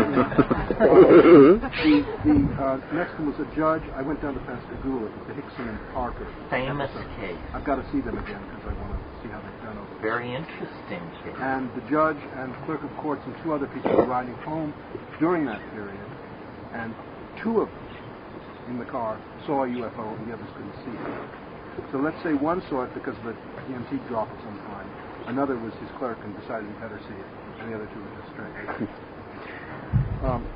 Last point. There's a guy called Orfeo Angelucci, who was an early contactee who gave me a useful handle on kind of talk about working the edges. He was out and met the captain of the ship, and the ship's captain said during the interview, would you go and get me a bottle of soda pop? And then they went on with their event. So I began looking for what I called the soda pop factor. You know, that's where there was an element or more than one element absolutely unrelated to the story that was somehow a touch of human an intrusion. Intrusion, yeah. Unnecessary intrusion. Well, let me say one thing about it. You don't even have to be cynical to the point of believing in the Pascagoula situation that the second guy saw the UFO because he was the clerk. These drug molecules have resonant rings. They are aromatics. It may be that there's a pheromone thing happening here, and that a state of mind can be transferred to from one person to another through body odor. This may be how the states of telepathy are achieved on psilocybin, because you do smell funny, and this smell may be more than funny. It may be carrying information. There's a very interesting phenomenon that is well documented called allophrenia. Do you all know what allophrenia is? Allophrenia is when a friend of yours gets put in the hospital for schizophrenia, and you, being a good Samaritan, decide to take them a box of candy, and during the visit to your friend, you behave so bizarrely that you don't get to leave the hospital. Allophrenia. Schizophrenic behavior on the part of non-schizophrenics in the presence of schizophrenics. I've experienced this. I had a friend, I visited him in the hospital, and the way, here's how it works, it's really interesting. I visited my friend in the hospital. He was nutty as a fruitcake, but he was my friend, and he was talking 90 to nothing, so I wanted to communicate with him. So instead of saying to every single statement he made, I don't understand you, you're nuts, that makes no sense whatsoever, I began trying to agree with him, trying to understand him, and then it sort of got the momentum of a game going where he would say, you know, I'm really Sirhan, and I would say, yes, but your teacup is on backwards. And a doctor walking into this situation would have a hard time telling who's nuts and who's not. Well, was that because I decided to play along with him, or why did I decide? There was an ambiance that gave permission for erratic, irrational, peculiar behavior. And I suppose if you were borderline schizophrenic in that situation, that's all it would take to push you over the edge. Do you think, I know you're probably thinking about that Wiener's ECM stuff. Yeah. You told me about it yourself.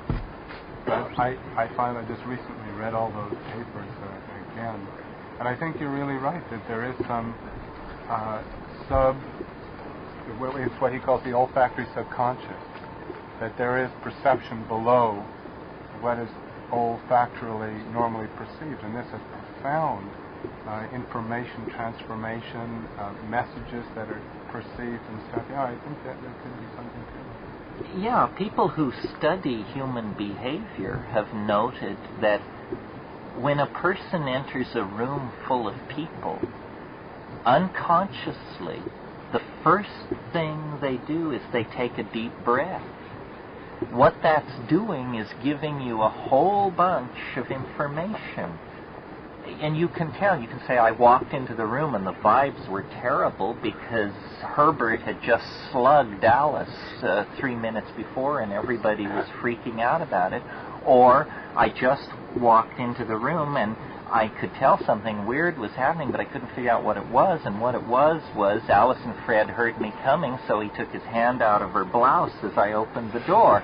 This kind of thing. In other words, information that is coming in through the olfactory senses. There are psychiatrists who diagnose schizophrenia by what they call the sniff test. You know, this is one of the most subtle and difficult of all mental dysfunctions to diagnose. And some people just lean over your anterior fontanelle and take a hit and say, him to therapy, her to release, and him to medication, because they are confident enough that the smell will do it. There's even one theory of schizophrenia that holds that what schizophrenia is a dysfunctional pheromone system, so that you, who are the schizophrenic, your real problem is that you smell funny, not stink. People aren't aware of that, but it's that there's something about you that causes people to treat you strangely. And you, reacting to being treated strangely by people, get weirder. And they, reacting to you getting weirder, treat you more and more strangely. So what you have here is a feedback cycle that ends with nets being dropped over you and you taken away. But the original cause was that there was you were giving off a chemical which made people treat you in a way that caused you to react to them adversely, and that started the cycle going. Or they say that you perceived olfactory hallucinations, not that you just smelled weirdly, that you perceived. Oh, that you were misinterpreting incoming. That's right. There's a whole section where talks about olfactory hallucinations. The reason we're talking so much about this is because if you look at these pheromone molecules and lay them next to these drug molecules, it's all one family. These are all small planar molecules. There's even one area where it comes together pretty spectacularly. That is, in the pineal gland of human beings, there's a great deal of, something like 12% of the brain's energy is being channeled into the pineal gland. Well, if you know anything about evolutionary theory, you know that you don't waste energy in unnecessary functions or you become extinct. So there's a reason why 12% of the brain's energy is being channeled into the pineal gland, though we don't know what it is. Well, then when you look at what's going on in the pineal, a neural compound called adenyloglumorotropane is being transduced by light into melatonin. Well, this compound, adenyloglumorotropane, in ordinary biochemical nomenclature, is 6-methoxy-tetrahydroharmalan. It's a near relative of the compounds in ayahuasca. Well, so then a reasonable question is to ask, well, then what's happening to all this melatonin that is being produced in the pineal? Well, then if you tag it and follow its path through the metabolic system, you discover that the stuff is making its way quite directly to the surface of the skin. And then it's volatilizing away. What's happening here? A hallucinogenic molecule is being turned into a... and in the very center of the brain, and this pheromone is then hurrying on its way to the surface of the skin, where it volatilizes off and affects the ambient social environment in which you're living. This begins to look like a system of neurotransmitters and neuroregulators that operate not only within the body, but on the surface of the body and in the ambient social environment. Yeah. I don't know if this relates to, I'm not a chemist or anything like that. There was this stuff on the market called tryptophan, I believe. Right, it's an amino acid. Amino acid, and it was taken off the market not too long ago. Yes. And supposedly it made you dream, your dreams more clear or more vivid, something like that. Well, it's the precursor for DMT. If you wanted to make DMT in the laboratory, tryptophan would be one of the pathways that you could start from. The reason tryptophan was taken off the market, there was a lot of confusion initially, but it was a poisoned batch. It turned out all of the world's tryptophan was coming from one enormous stainless steel vat near Nagoya, and that it had been infected by a bacterium. And so, we're stuck with the fact that tryptophan will probably never again be available in health food stores. But it wasn't tryptophan that was the culprit. I knew someone whose life was completely messed up by from the tryptophan. From the poisoned tryptophan. From the poisoned tryptophan. So by taking the tryptophan, then it caused DMT to be more... Well, no. Saying it that way is saying too much. We don't know that. All we can say is tryptophan is an amino acid. It's used in the biosynthesis of many different compounds, including DMT. DMT peaks when dream states are peaking, and tryptophan does seem to induce deeper dreaming. So that sort of correlation makes sense. It's a rational case. We could sit here, sometime we could have a weekend entirely devoted to thinking of simple experiments that could be done in the laboratory with and without human beings if only these things weren't illegal. I mean, there is so much to be learned and so little work being done because it's not sanctioned. I mean, my brother is a pharmaceutical chemist, pharmacologist, plant physiologist, and his professional life is very touch and go because he's known to be a hallucinogen man, and they don't hire you, they don't publish you, they don't fund you, they don't want to know. You have to be a very dedicated person to stick with hallucinogenic chemistry when you could get over into something else and make a lot of money. So you don't see a conspiracy then with the tryptophan being taken off the market because it made dreams being more vivid. You see it as just a bad batch. I mean, I made the connection without just thinking that I'm not a conspiracist, but it seemed to me awfully funny that was taken off and was being made by one batch, and that batch got tampered with or whatever? Well, there may have been some form of hanky-panky, but in all fairness, there are many approaches to the synthesis of DMT. Indole is probably what most chemists would probably prefer to start from indole. And indole is an industrial precursor used in so many hundreds of ways that you could never push indole off the market. You'd have to reinvent half the pharmaceutical industry. But where I'm going with that is I'm talking about just being able to get it from a health food store. Here was tryptophan, and it made your dreams more vivid. I don't know if that's what people were using it for. I don't think so, but here it was. So maybe they felt that people were dreaming too much, and so they were having too vivid dreams that, hey, we can't have this anymore. We've got to sort of get it off the market. Maybe. I think probably as long as you're asleep, they're fine about it. It's when you wake up that they get nervous. As long as you keep your eyes closed or you're glued to the boob tube, they're quite happy to minimalize you, marginalize you, and make you larval. Yeah. I was thinking about this thing with the elves and so forth, and I was also thinking about it in relationship to, let's say you smoke DMT, you have the experience, you can put the term elves on them or speculate that what we have in various mythologies or thought systems, elves, refers to that.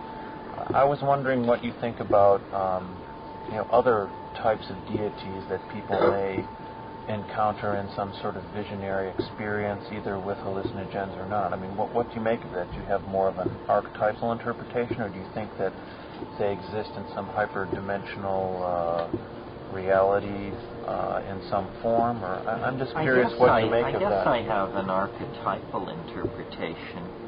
I recall from some book of Robert Anton Wilson's where he suggests, he says you should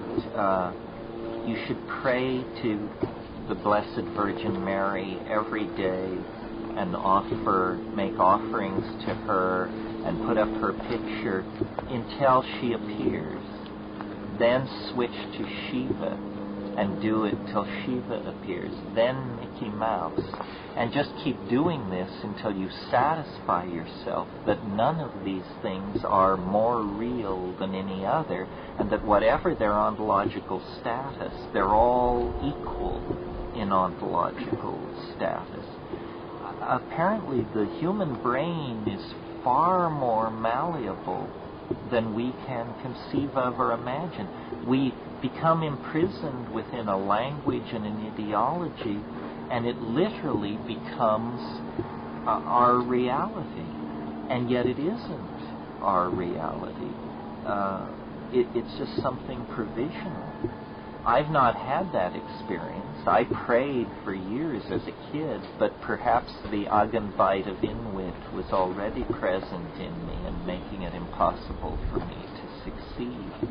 But in the case of the elves, there's sort of a cultural archetype of the elves, but at the same time you seem to be saying that there is a deeper reality that this is based on. In other words... Well, and the DMT elves are a lot weirder than the Disney elves. The Disney elves are really sanitized. These things are pretty frightening in a way. I mean, they are if you let yourself be frightened, because they want, well, how can I put it? They play too rough. They are not mean, but they're not careful either. It's like hanging out with a gang. As long as you're their friend, you really feel, aren't I cool? Look who I'm hanging out with. But then you realize if you said the wrong word or made the wrong move, everybody would turn and look at you. And I recently wrote the introduction for a new edition of Evans Vent's book, The Fairy Faith in Celtic Countries. And if you're interested in elves, this is the book to read. You all know who Evans Vance was. He was the great Tibetologist but as a student at Cambridge in 1913. Before he went to Tibet, he did his doctoral thesis. 1913 this was. And he went around to Brittany and Wales and Ireland, to the old people. I don't think he talked to anybody under 80. And he said, tell me stories about fairies. And he collected the most amazing stories about fairies and fairy encounters. And I learned from rereading that book that, you know, the Christian notion of purgatory, which is a place where you go that is neither heaven or hell, where you do time for minor infractions and then you get moved on to heaven. This idea was created, I always assumed that it was dreamed up by some bishops of Rome, some synod or something. It was dreamed up by St. Patrick to convert the pagan Irish, to convince them that fairyland was part of the Christian map. And he was so successful in converting the pagan Irish that when letters went back to Rome describing how he did it, purgatory became a general doctrine of the church, and then it was used very successfully to convert the pagan Slavs. So purgatory is fairyland dressed up in Christian terminology. And what is the idea of fairyland? It's the idea that the dead live all around us, linger among us as disincarnate souls, and the fairies that Evans Vance was describing were very ambiguous morally. I mean, sometimes they would only sour the milk. But, you know, their favorite concern of fairies is, UFO freaks pay attention, stealing babies. That's what fairies like to do. I don't know about surgically ripping off fetuses. That seems to be a modern touch. But in Ireland, people in the countryside do not leave babies, small babies, unattended in their cribs for fear of fairy theft. And the fairies substitute. They don't just leave an empty crib. They leave a withered, strange little creature that is supposed to fool the human beings. And whenever there is a child born who is wasting and old-looking and undersized, there's always the assumption that there was a healthy baby there, but now there's been a fairy switch.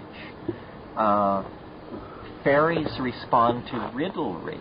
This has to do with this thing about language and the strange relationship of the Irish to intoxication, fairies, and language suggests that here we might have a restricted gene pool that has somehow indemnified itself in the direction of these peculiar concerns.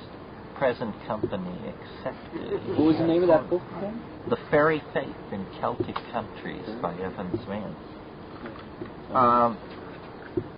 Mention at least a couple of final points, which is, you know, what is this all good for? I think what it's good for, I think the mystery that we're making our way toward, much more of which will be revealed later as we live into the next 20 years, is that we have lost connection to a very important part of reality, which I call the Gaian mind, but which I think is more popularly understood as the goddess consciousness. But the goddess is not as envisioned at Ephesus, you know, a woman studded with breasts. The goddess is the living earth. It is not to be anthropomorphosed into some kind of human or quasi-human form. And when we were taking mushrooms on the plains of Africa, before the invention of agriculture, as nomads, we were rocked in the cradle of the goddess. And differences between men and women, between parents and children, between those who had much, if anybody had much, and those who had little, and between human beings and the animal and vegetable kingdom were minimal, because everything operated in the light of this reference experience, boundary dissolution, and a sense of the intelligence of the earth. Now we are so alienated from the intelligence of the earth that when we encounter it, we assume it came from halfway across the galaxy to rescue us. It isn't from across interstellar space. It's something that is partially in ourselves and partially in the world around us. And if we could but clear the prejudices of materialism from our approach to the world, most especially from our language, which by its subject-object bias, by its linear syntax, and by God knows what else that's built into it, hopelessly precludes us from contacting this reality. If we could clear all that away, we would discover, a dimension of immense support and affection for human beings and for our enterprises. But as long as we pursue the destruction of the earth and the elaboration of materialist ideology and the suppression of psychedelic states and the suppression of the feminine, we are going to be alienated, feel abandoned, and operate in an ambiance of rampant pathology. So, to my mind, the hallucinogens are a call to return to the archaic style, to recapture the tools, techniques, languages, and attitudes that existed and flourished on this planet, before AD 10,000. And we must do this. If we don't do this, then we are setting ourselves up for a very unhappy future. We are living in a very unhappy world. Maybe your world is not unhappy, but, tell that in Bosnia, tell it in Somalia, tell it to the AIDS-infected masses of Africa. The apocalypse is no longer a rumor. It's arrived in many parts of the world. And we, as the children, the inheritors of the culture which created this catastrophe, and as the people who are still still living on high ground, as the waters of poverty, epidemic, disease, and misery rise ever higher, have a certain obligation to respond to this.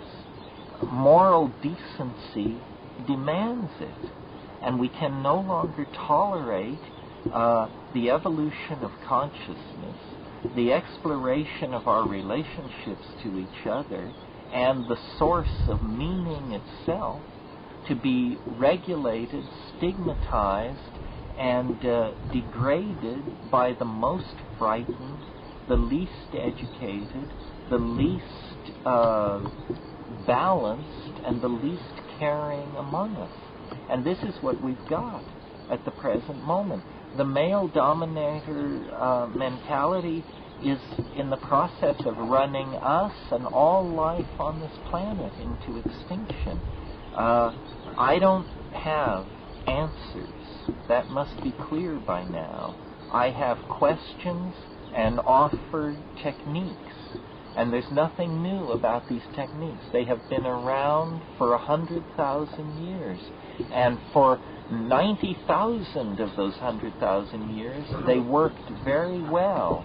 And we existed in harmony with the rest of nature, fully human, fully able to philosophize, argue, love, riddle, perform theater, make masks, so forth and so on.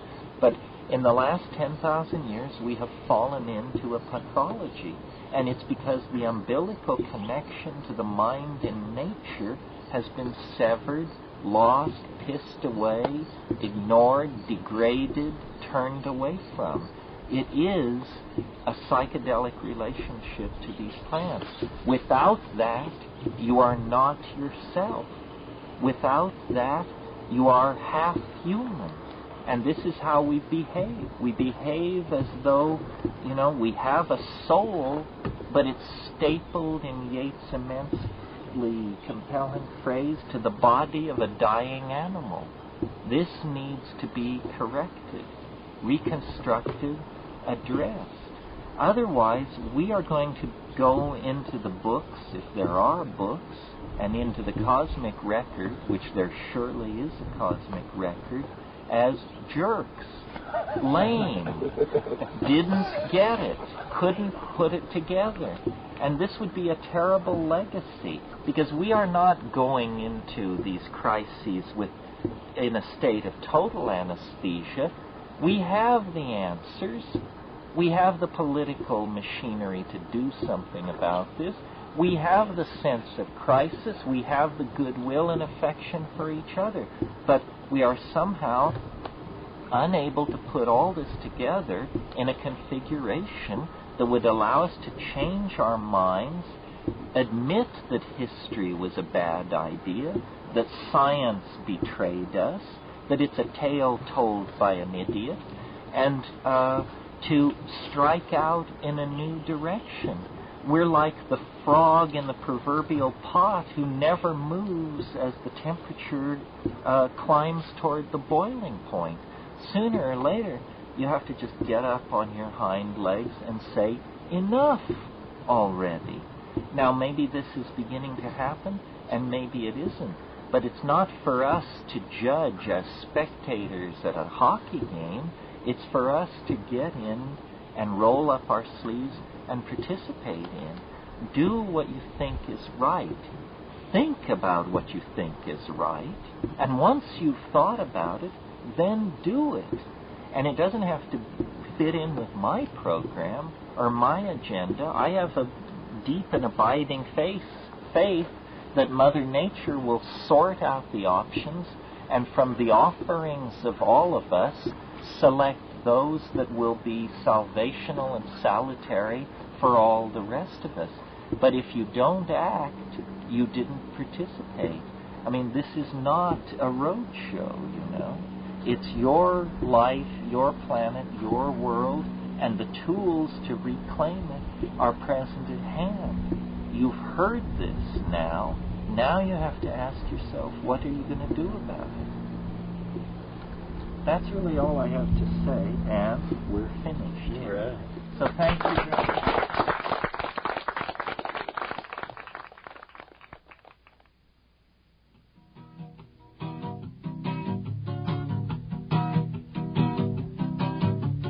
All of you people who think that your consciousness ends at the boundary of your skin, I've got some news for you about the reality of the universe you're living in. 'Cause there ain't no line separating you from everything that you see. Just release your mind in the big design, and the truth will set you free. I said inner and outer space are exactly the same, yeah. You know we all hear those voices speaking inside of our brain, yeah. And then we might have to redefine what's considered insane, yeah. When inner and outer space are exactly the same.